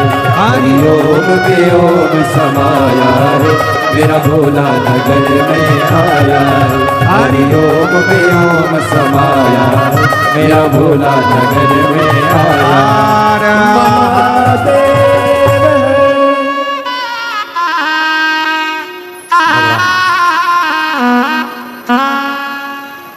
देवादिदेव महादेव की पवित्र कथा शिरडी के दोनी ग्राम में चल रही है। भाव से आज कथा का द्वितीय दिवस, जहां जगह मिले वहां बैठकर भगवान देवादिदेव महादेव से प्रार्थना करें। जो लोग धूप में बैठ रहे हैं उनसे निवेदन है कि छांव वाली जगह देखें और कृपया वहां बैठें। जहां जगह मिले वहां बैठकर बाबा से अपने मन का भाव कहें, दिल से प्रार्थना करें, विनय करें, निवेदन करें।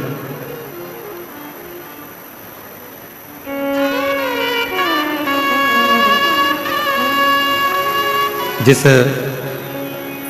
प्रार्थना को करने के लिए दुनिया के सभी लोग इस पवित्र पावन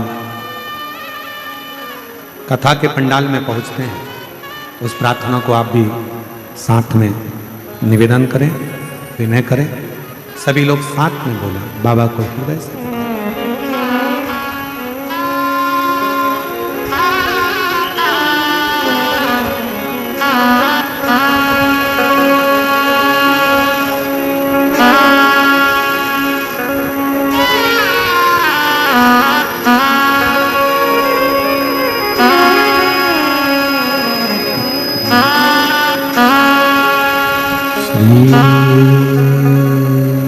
शिवाय नमस्तुभ्यं, श्री शिवाय नमस्तुभ्यं, श्री शिवाय नमस्तुभ्यं, श्री शिवाय नमस्तुभ्यं, श्री शिवाय नमस्तुभ्यं। भोला सब दुख काटो हमारा, ओ भोला सब दुख काटो हमारा। शिव शंकर जप तेरी माला, भोले बाबा जप तेरी माला। भोला सब दुख काटो हमारा, ओ भोला सब दुख काटो हमारा। देश है मंगल मंगलकारी, देश है मंगल मंगलकारी। शमशान वासी हमारा, शमशान वासी हमारा। ओ भोला सब दुख काटो हमारा, ओ भोला सब दुख काटो हमारा।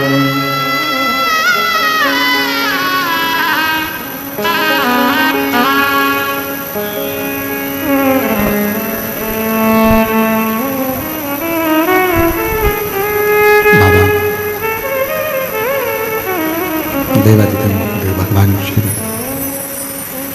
ओगड़दानी त्रिकालदर्शी कैलाशी विनाशी भगवान शंकर की पवित्र कथा, शिव महापुराण की पवित्र कथा वर्णन कर रही है। शिव कथा कह रही है, भगवान शंकर का पवित्र चरित्र कह रहा है। शिव महापुराण की कथा वर्णन कर रही है।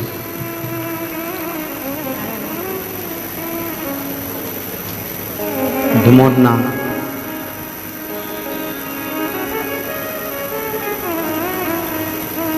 जब धुमोरना ने विवाह नहीं करना चाहा यमराज के साथ में, और धुमोरना मंडप को छोड़कर दूर जाकर खड़ी हो गई। माता सती ने धुमोरना को समझाया,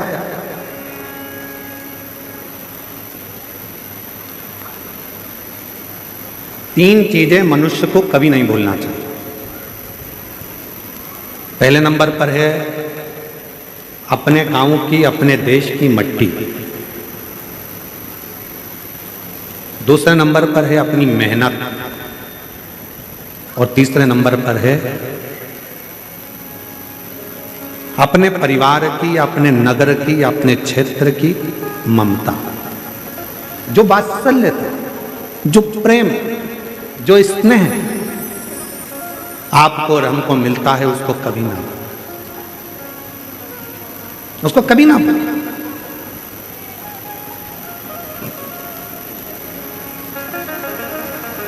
एक पत्र कोई माया शंकर गायक हैं, उन्होंने लिखा है सुजय दादा के लिए।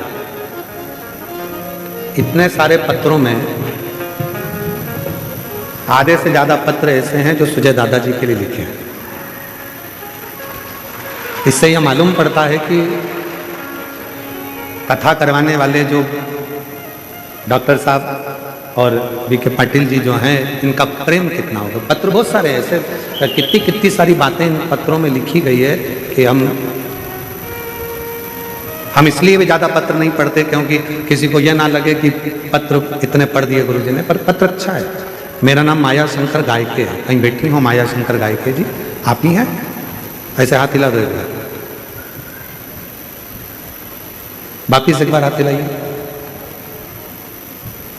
दिख नहीं रहा ना? अच्छा, तो दिख नहीं रहा ना इसमें क्यों नहीं आ रहा है? वो दिख नहीं रही ना हमको, इसको दिखाओ, इसमें टीवी में क्यों नहीं आ रहा? हाँ, ऐसे हाथ हिलाओ। हाँ ठीक है। मेरा नाम माया शंकर गायके है, मैं शिरडी की रहने वाली हूँ। आ जाइए, एक बेलपत्र लेकर जाओ।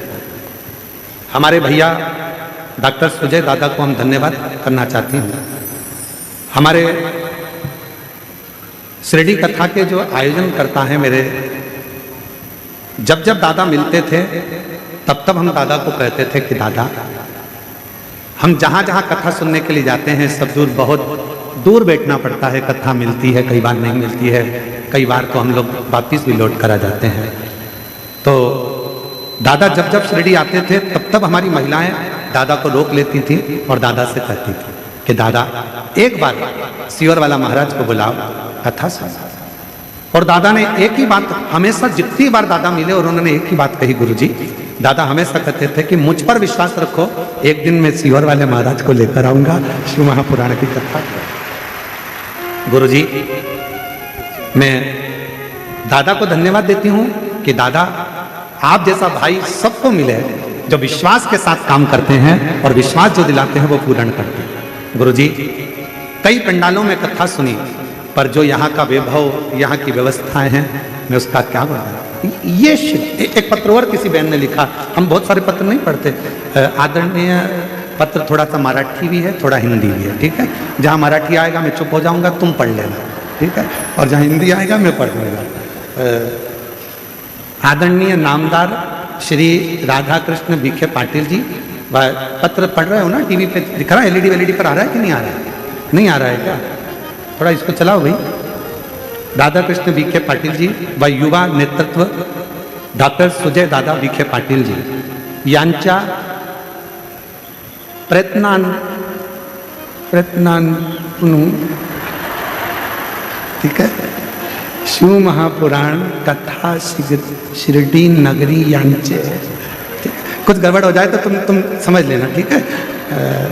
यांचे आई, मतलब इनके माध्यम से ये कथा शिरडी में आई, ठीक है।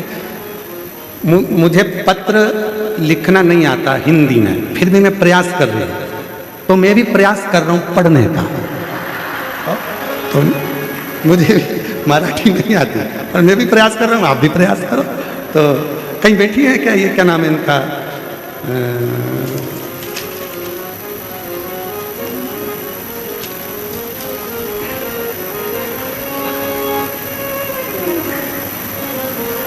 मेरा नाम सारिका सुनील चौहान, प्रवरा नगर की रहने वाली हूँ।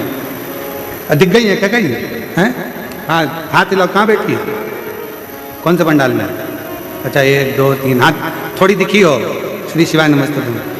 हाँ, टीवी पे दिख गई, आ जाओ आ जाओ, एक बेलपत्र ले जाओ।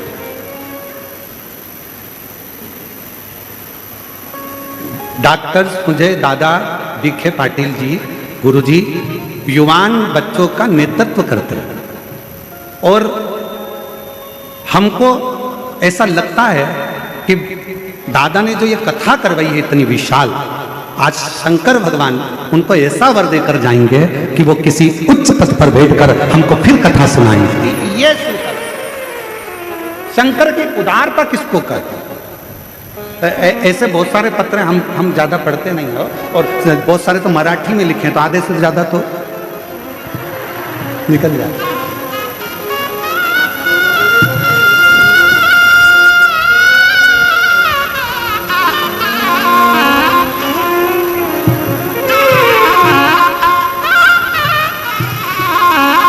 और शिव भक्ति, शिव महापुराण की कथा कहती है, मट्टी, मेहनत और ममता, ये 3 जो व्यक्ति कभी नहीं भूलता, मेरा देव अधिदेव महादेव उसका हाथ कभी नहीं छोड़ता।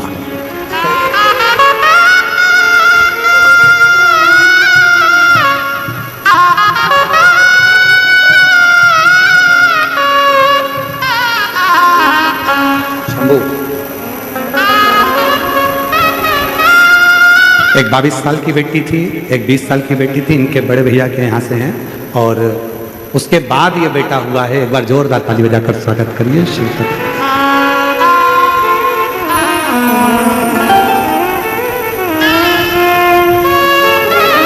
बेटा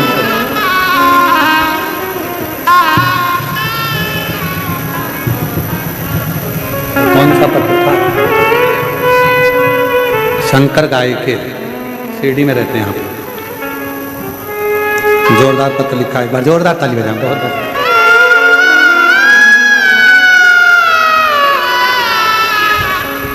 अरे अब तो रोक के नहीं कहोगी दादा को कि कथा, बाबा ने कथा करा दी। एक बार जोरदार ताली बजाकर साधुवाद। शिव तत्व इसी को कहते हैं।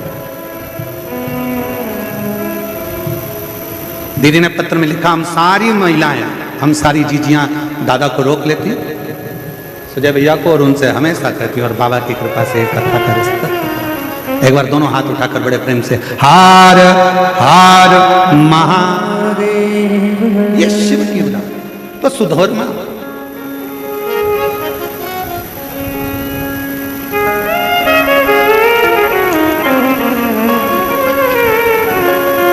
जब धुमोरना विवाह का मंडप छोड़कर गई तो माता सती ने उनको समझाया, और मां सती ने कहा कि धुमोरना, मैं तुम्हें वचन देती हूं कि शिव का दर्शन तुमको होगा। तब शादी के मंडप में दक्ष प्रजापति की दूसरी बेटी विजया बैठ चुकी थी। फिर धुमोरना ने भी और विजया ने, दोनों ने यमराज से विवाह। शिव महापुराण की कथा कहती है,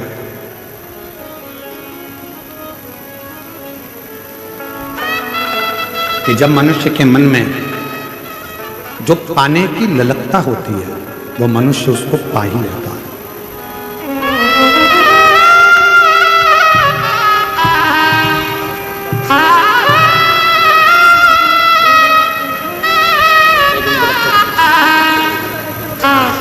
बधाई।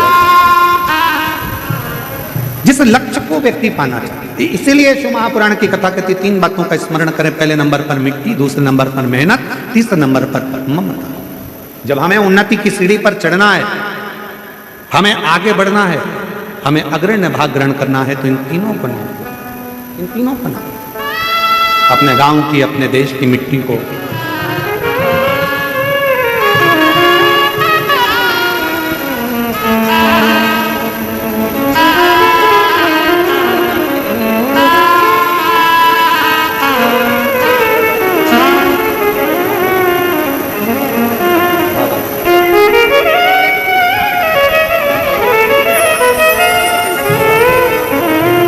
शिव कथा कर रही है, भगवान शंकर का संवाद कर रहा है शिव महापुराण।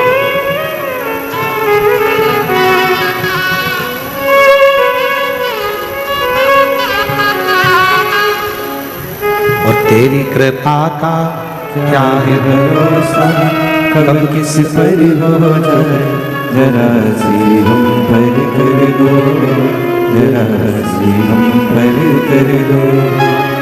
तेरी कृपा का क्या है भरोसा, कब किस पर हो जाए, जरा सी हम पर कर दो, जरा सी हम पर कर दो।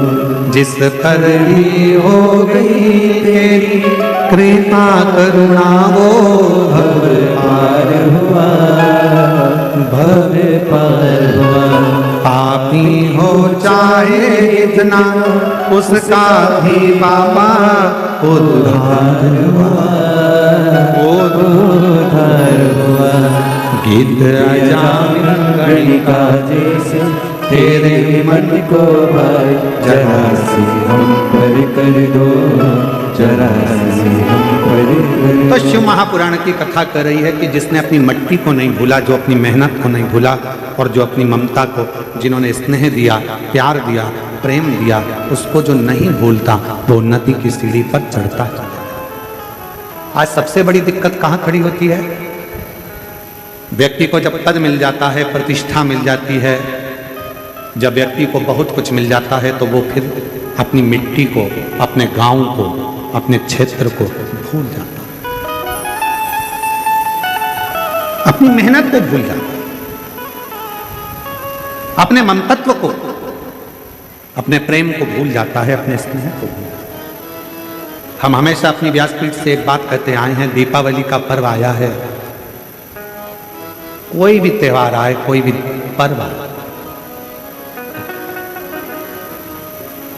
बड़े बड़े मॉल से खरीदी करने की जगह अपने गांव में जो छोटे छोटे व्यापारी हैं, उनसे सामान खरीदो, जिससे उनकी भी जिंदगी और उनकी भी दीपावली अच्छे से।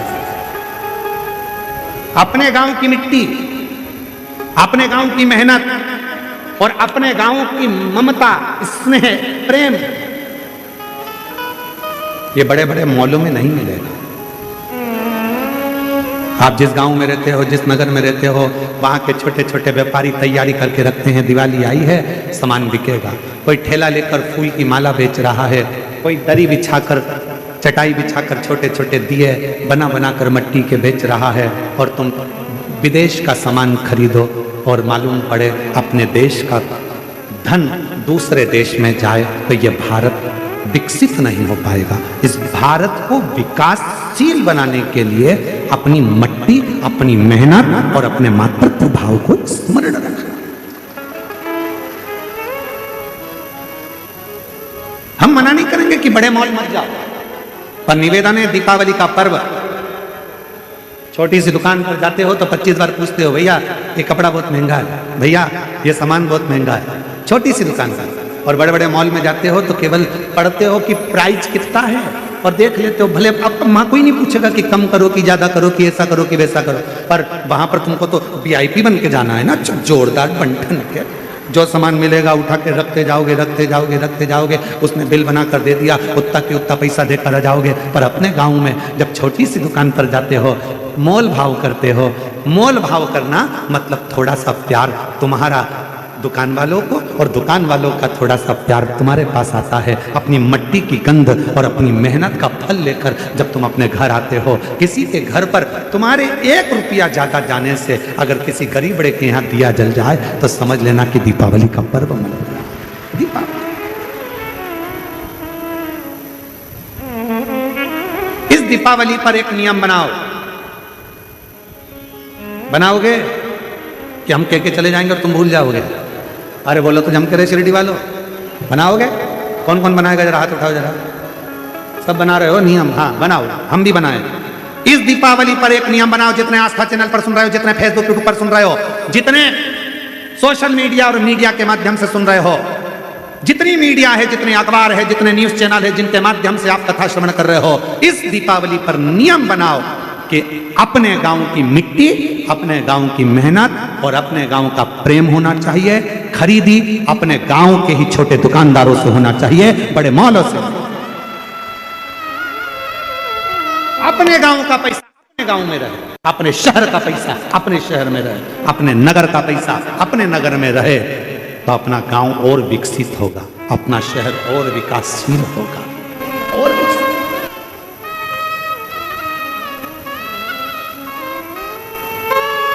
एक किसान कितनी मेहनत करता है? एक किसान अनार लगाता है, एक किसान संतरा लगाता है, मौसम्बी लगाता है, एक किसान मक्का लगाता है। कितनी मेहनत करता है? मेहनत कर कर उसको फल तो थोड़ा सा मिलता है, पर जो लेने वाला है वो लेकर जाता है और उसको करोड़ों का बना लेता है। तो किसान क्यों भूखा है? किसान क्यों कमजोर है? थोड़ी मेहनत अपने को करना है, थोड़ा परिश्रम, विकसित स्वदेशी अपनाओ, विदेशी दूर भगाओ, स्वयं का सोच, अपना खुद निर्माण करो। आत्मनिर्भर भारत, यह हमारा खुद का निर्माण मूल होना चाहिए कि हमको कुछ निर्मित करना।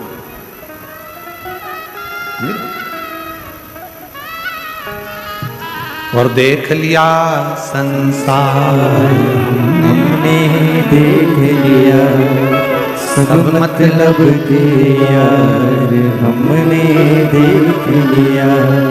झूठे नाते झूठे रिश्ते, झूठे नाते झूठे रिश्ते, झूठा है संसार हमने देख लिया। सब मतलब के यार हमने देख लिया। शिव महापुराण की कथा कहती है कि अपने जीवन को सार्थक बनाना। हम कई बार कह जाते हैं, लोगों को हमारी बात का बुरा लग जाता है, फिर बाद में लोग अपशब्द कहते हैं, ताना कसते हैं, गालियां देते हैं, पर किसी की गाली से हमको कोई फर्क नहीं पड़ता। पर सत्यता कहते हैं, घर में लक्ष्मी पूजन कब सार्थक है? घर में दीपावली की लक्ष्मी पूजन कब सार्थक है? तो शिव महापुराण की कथा कहती है, तुम्हारे घर की लक्ष्मी जब प्रसन्न होगी, जब तुम्हारे घर की बहू और बेटी की रक्षा होगी और उसको सम्मान मिले। मालूम पड़े घर की बहू को सम्मान ना मिले और लक्ष्मी को घर में बुला रहे हो, तो बहू का आदर नहीं कर पा रहे तो लक्ष्मी का आदर कैसे होगा? मालूम पड़े घर में बेटी का आदर नहीं कर पा रहे तो फिर लक्ष्मी का आदर कैसे होगा? नियम बनाओ, अपने भीतर एक विश्वास प्रकट करो कि लक्ष्मी पूजन पे मैं अपनी बहू को, अपनी बेटी को, घर की नारी को, घर की स्त्री को सम्मान दूंगा। जब घर की नारी का सम्मान होगा तो लक्ष्मी माता तो खूब कृपा करेगी, टूटमान होगी, खूब करुणा। हम आदर ही नहीं कर पा रहे, हम उनका सम्मान ही नहीं कर पा रहे।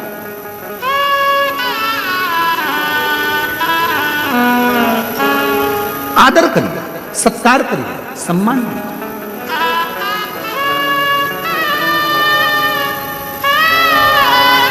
बहुत गहराइयों में जाना पड़ता है। स्वयं ब्रह्मा जी भगवान विष्णु जी के सामने जाकर कहते हैं कि यह पूरी सृष्टि का निर्माता मैं हूं, चलाने वाला मैं हूं और संहार करता मैं हूं। तब भगवान नारायण ने कहा, ब्रह्मा जी गलत बात, ये विचार ना करें। प्रभु आपकी कृपा से सब काम हो रहा है, भोले आपकी कृपा से सब काम हो रहा है। करते हो भोले बाबा, मेरा नाम हो रहा है। करते हो डमरू वाले, मेरा नाम हो रहा है। भोले आपकी कृपा से सब काम हो रहा है। शंभु आपकी कृपा से सब काम हो रहा है। ब्रह्मा जी के मन में ये भाव आ गया। ब्रह्मा जी को लगा कि सृष्टि का निर्माता मैं हूं। ब्रह्मा जी को लगा कि सृष्टि चलाने वाला मैं हूं। ब्रह्मा जी को लगा कि सृष्टि को बनाने वाला मैं हूं। इतने में भगवान विष्णु के मुख से निकल गया कि ब्रह्मा जी इस तरह की बात मत करो। सृष्टि का निर्माता, सृष्टि का संहार करता, सृष्टि को चलाने वाला स्वयं भगवान विष्णु कह रहे हैं शिव महापुराण में कि इसको चलाने वाला, इसको बनाने वाला, इसको रचने वाला तो केवल एक है और वो देव अधिदेव महादेव शिव है। उसके सिवा कोई नहीं, केवल केवल शिव।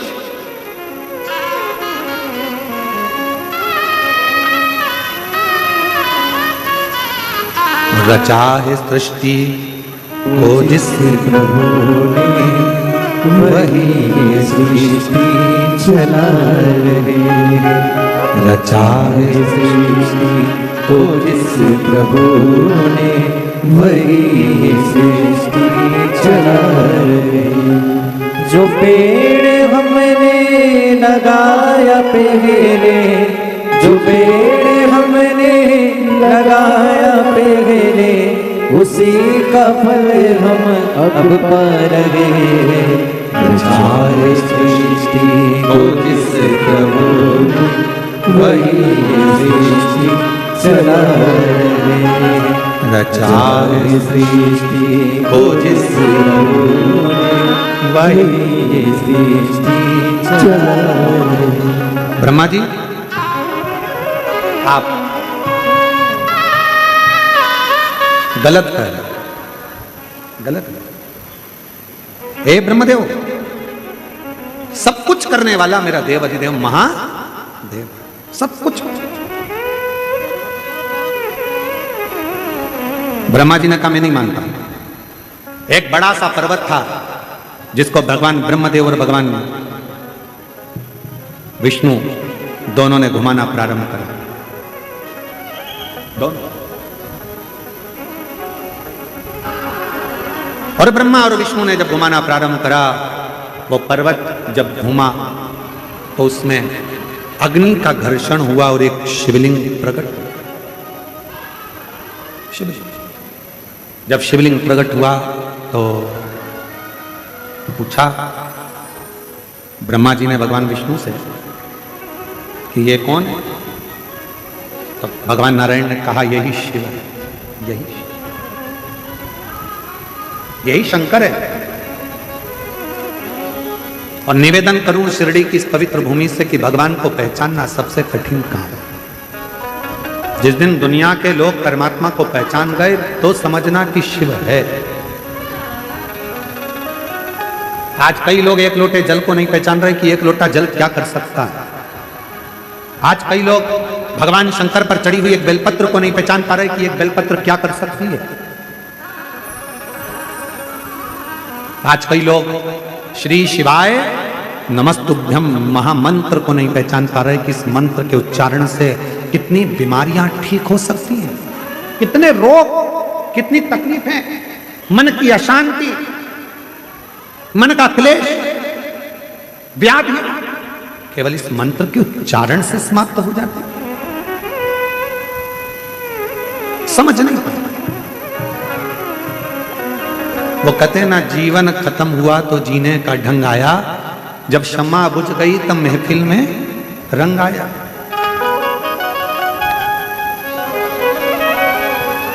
लोग समझ नहीं पाते। जब फिर बाद में समझ में आता है कि शंकर पर चढ़ा हुआ जल कितना कार्य करता है। इन पत्रों के माध्यम से जितने पत्र यहाँ आए हैं ना, एक एक पत्र का यदि आप अध्ययन करें तो एक एक पत्र में ऐसी ऐसी बातें लिखी गई हैं कि जिनको पढ़कर आप अपनी जिंदगी को सार्थक, क्या ऐसा हो सकता है? क्या क्या ऐसा? अब आप विचार करो कि 23 साल तक जिस माता को बच्चे ना हो, 23 साल तक जिसको औलाद ना हो, तो डॉक्टर ने कह दिया कि इसको बच्चे नहीं होंगे, सारी आस छोड़ दी, और उसको 23 साल के बाद क्या बच्चा हो सकता? जरा विचार करिए। किसी को 55 साल पे हुआ, एक जगह पर महिला की उम्र 55 वर्ष हो गई थी, और तो भगवान ने बच्चा दिया। क्या हो सकता है? कब? जब विश्वास प्रबल। किसी ने पूछा क्यों गुरुजी, विश्वास का क्या मतलब होता है? हमने कहा जहां मतलब होता है वहां विश्वास ही नहीं होता है। लोग पूछते हैं कि विश्वास का क्या मतलब होता है, हम कहते हैं जहां मतलब है वहां विश्वास ही नहीं। मतलब की जगह पर विश्वास नहीं होता, और जब विश्वास होता है तो कोई मतलब नहीं होता, फिर तो केवल देवाधिदेव महादेव होता है, शिव होता है, और अपने भीतर की एक आकांक्षा, एक इच्छा जो शिव पूर्ण कर दे। ब्रह्मा जी ने कहा मैं नहीं मानता कि ये शिव है, मैं ऊपर जाता हूं, आप नीचे जाओ। भगवान नारायण पाताल में गए शंकर जी का चरण ढूंढने के लिए। नहीं, भगवान ब्रह्मदेव ऊपर गए, गौ माता को लेकर आ गए, केतकी के पुष्प को लेकर आ गए, और ब्रह्मा जी ने आकर भगवान नारायण के सामने कह दिया कि मुझे भगवान शंकर का सिर मिल गया। झूठ बोल दिया। शिव का मस्तक, शिव का चरण, शिव के चरणों की धूल, शिव चरणारविंद की रज मिलना बहुत कठिन। किसी ने कहा बहुत कम होते हैं जिन्हें शिव चरणों में प्रेम होता है, बहुत कम होते हैं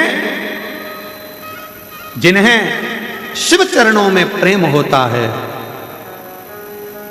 जिनको प्रेम होता है शिव के चरणों में, उसका फिर बार बार जन्म नहीं होता है, फिर वो जन्म नहीं, सारे जन्म मरण के प्रपंच से छूट जाता है।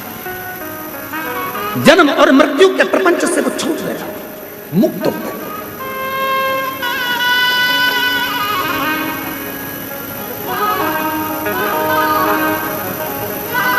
इसीलिए शायद कहा, भगवान ब्रह्मदेव को कहा गया कि आप झूठ बोल रहे हैं। ब्रह्मा जी कह रहे हैं मुझे शीश दिखा, आप ना माने गौमाता से पूछ ले, गौमाता ने झूठ बोल दिया, केतकी के पुष्प ने झूठ बोल दिया, शंकर जी ने श्राप दे दिया, ए केतकी के पुष्प मैं तुझे श्राप देता हूं, सारे देवताओं पर तू चढ़ेगा पर शिव पर कभी नहीं चढ़ेगा, क्योंकि तूने झूठ बोला। शंकर को असत्य पसंद नहीं है, इसलिए शिव को सत्य पसंद है। जब लोग कोई मर जाता है कंधे पर उठाते हैं, शिव जी के धाम शमशान लेकर जाते हैं, तब लोग कहते कहते लेते जाते हैं राम नाम सत्य है, शंकर सत्य है, शिव सत्य है, राम नाम सत्य है, भगवान का नाम सत्य है, बाकी का सब सत्य। शिव के धाम।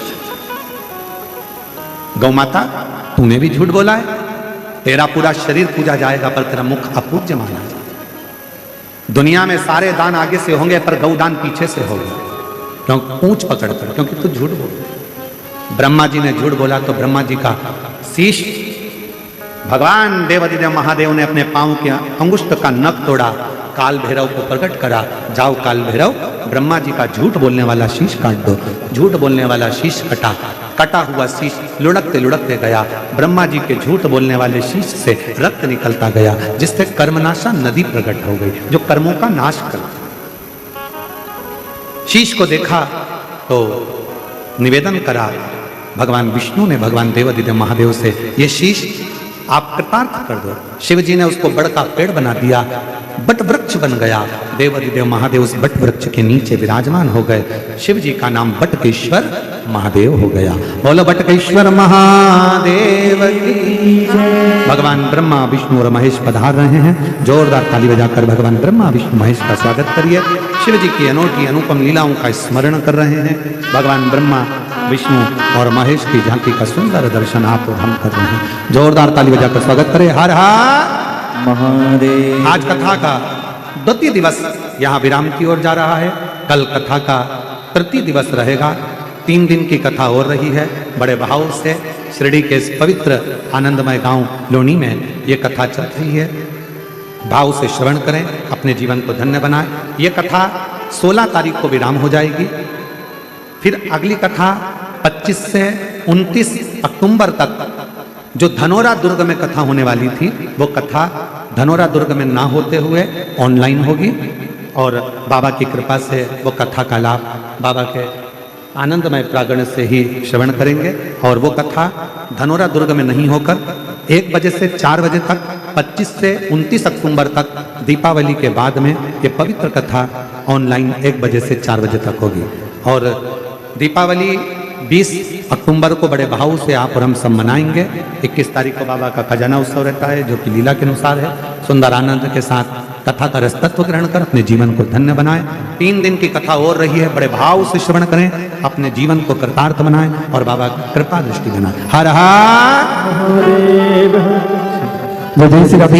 सभी भक्तों को हर हर महादेव सादा जय श्री कृष्णा श्री शिवाय नमस्तोभ्यम। व्यासपीठ को नमन करते हुए हम सबके प्रिय हम सबके लाडले ठाकुर कल्लू जी महाराज के चरणों में नमन करते हुए परम सत्य परम आदरणीय विश्वविख्यात पूज्य गुरुदेव के पावन चरणों को नमन करते हुए और आप सभी शिव भक्तों के चरणों में नमन करते हुए सुंदर आज हम सभी ने दूसरे दिवस की कथा श्रवण करी और आरती का समय भी हो चुका है। आरती में जिन भक्तों के नाम मंच से लिए जाएंगे वे बड़े ही आदर और सम्मान से मंच पर पधारे। श्री राधा कृष्ण बीके जी पाटिल बड़े ही आदर और सम्मान से मंच पर पधारे। श्रीमती साली ताई बीके पाटिल बड़े ही आदर और सम्मान से मंच पर पधारे। सुजय बीके जी पाटिल बड़े ही आदर और सम्मान से मंच पर पधारे।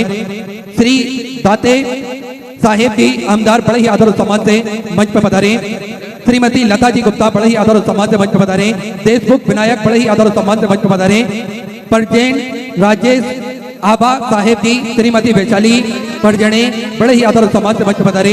तांबे कैलाश नाना श्रीमती रोहिणी ताई जी तांबे बड़े ही आदर और सम्मान से मंच पर पधारे। खड़े भास्कर राव जी श्रीमती सविता जी खड़े बड़े ही आदर और सम्मान से मंच पर पधारे। खड़े उदय जी श्रीमती खड़े चैताली जी बड़े ही आदर और सम्मान से मंच पर पधारे। सुंदर आरती का आनंद हम सभी मिलकर लेंगे। जय जय श्री राधे। हर हर महादेव। श्री शिवाय नमस्तुभ्यं। जय शिव ओंकारा भूल भज शिव ओंकारा ब्रह्मा विष्णु सदा शिव भोले भोलेनाथ महाशिव हरिदानी धारा ओम हरे हरे हरे महादेव हे कानन चतुरानन पंचानन राजे ओ भोले पंचानन राजे हर शासन गरुड़ासन हर शासन गरुड़ासन वाहन साजे ओ हरे हरे हरे महादेव दो भुज चार चतुर भुज 10 बुद्धि अति सोहे भोले 10 मुझे अति सोहे तीनों धूप निरखता भोले जी का रूप निरखता त्रिभुवन जन मोहे ओ हरे हरे हरे महादेव अक्षमाला वनमाला मुंडमाला धारी भोले मुंडमाला धारी त्रिपुरारी कंसारे त्रिपुरारी कंसारे हरे माला धारी ओ हरे हरे हरे महादेव श्वेतांबर पीतांबर गादांबर अंगे परम सत्य परम आदरणीय विश्वविख्यात पूज्य गुरुदेव के पावन चरणों को नमन करते हुए और आप सभी शिव भक्तों के चरणों में नमन करते हुए सुंदर आज कथा के हम सभी दूसरे दिवस में प्रवेश करेंगे। उससे पहले स्वागत का क्रम माननीय श्री नामदार राधे कृष्ण बीके पाटिल जी, श्रीमती सालनी ताई BK Patil ji, doctor Sujay BK Patil ji पूज्य गुरुदेव का स्वागत करते हुए जो हमारी परंपरा है व्यासपीठ का पूजन करते हुए और पूज्य गुरुदेव से आशीर्वाद प्राप्त करते हुए तो ये दूसरे दिवस का दृश्य हम सभी देख रहे हैं। एक बार जोरदार ताली बजाकर स्वागत करें। और लघु कथा के बीच में ही हम सभी निरंतर उस लघु कथा की ओर आगे की ओर बढ़ते हुए किस प्रकार से जब वो किसान देखता है और विद्वान महात्मा ने उन किसान को भोजन पानी कराया,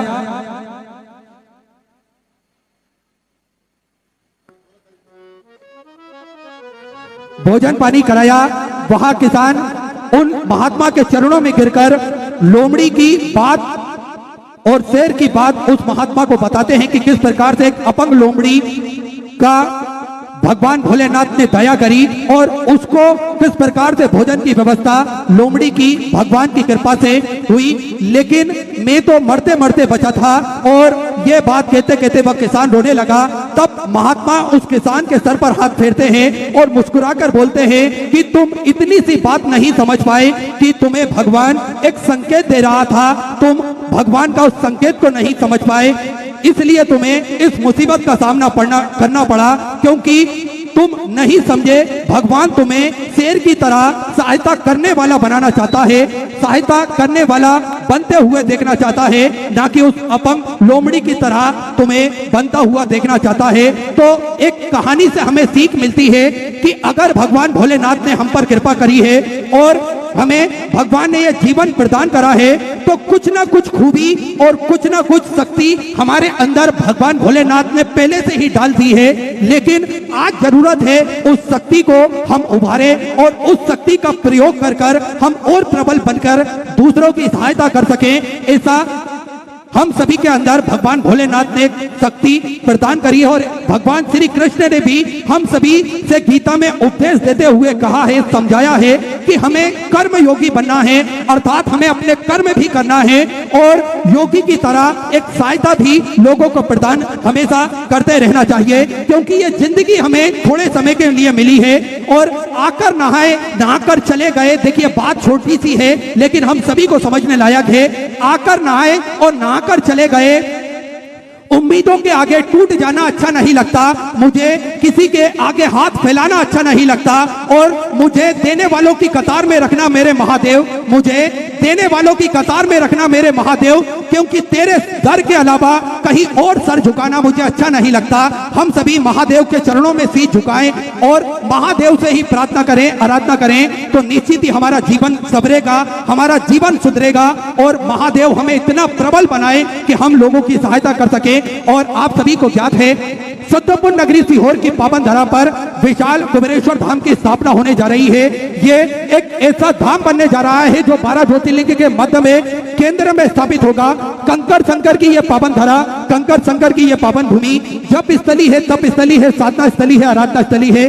भगवान भोलेनाथ की कृपा इस धरा पर हमेशा विद्यमान होती है और इस धरा पर सेवा का कार्य भी सुचारू रूप से चलता है।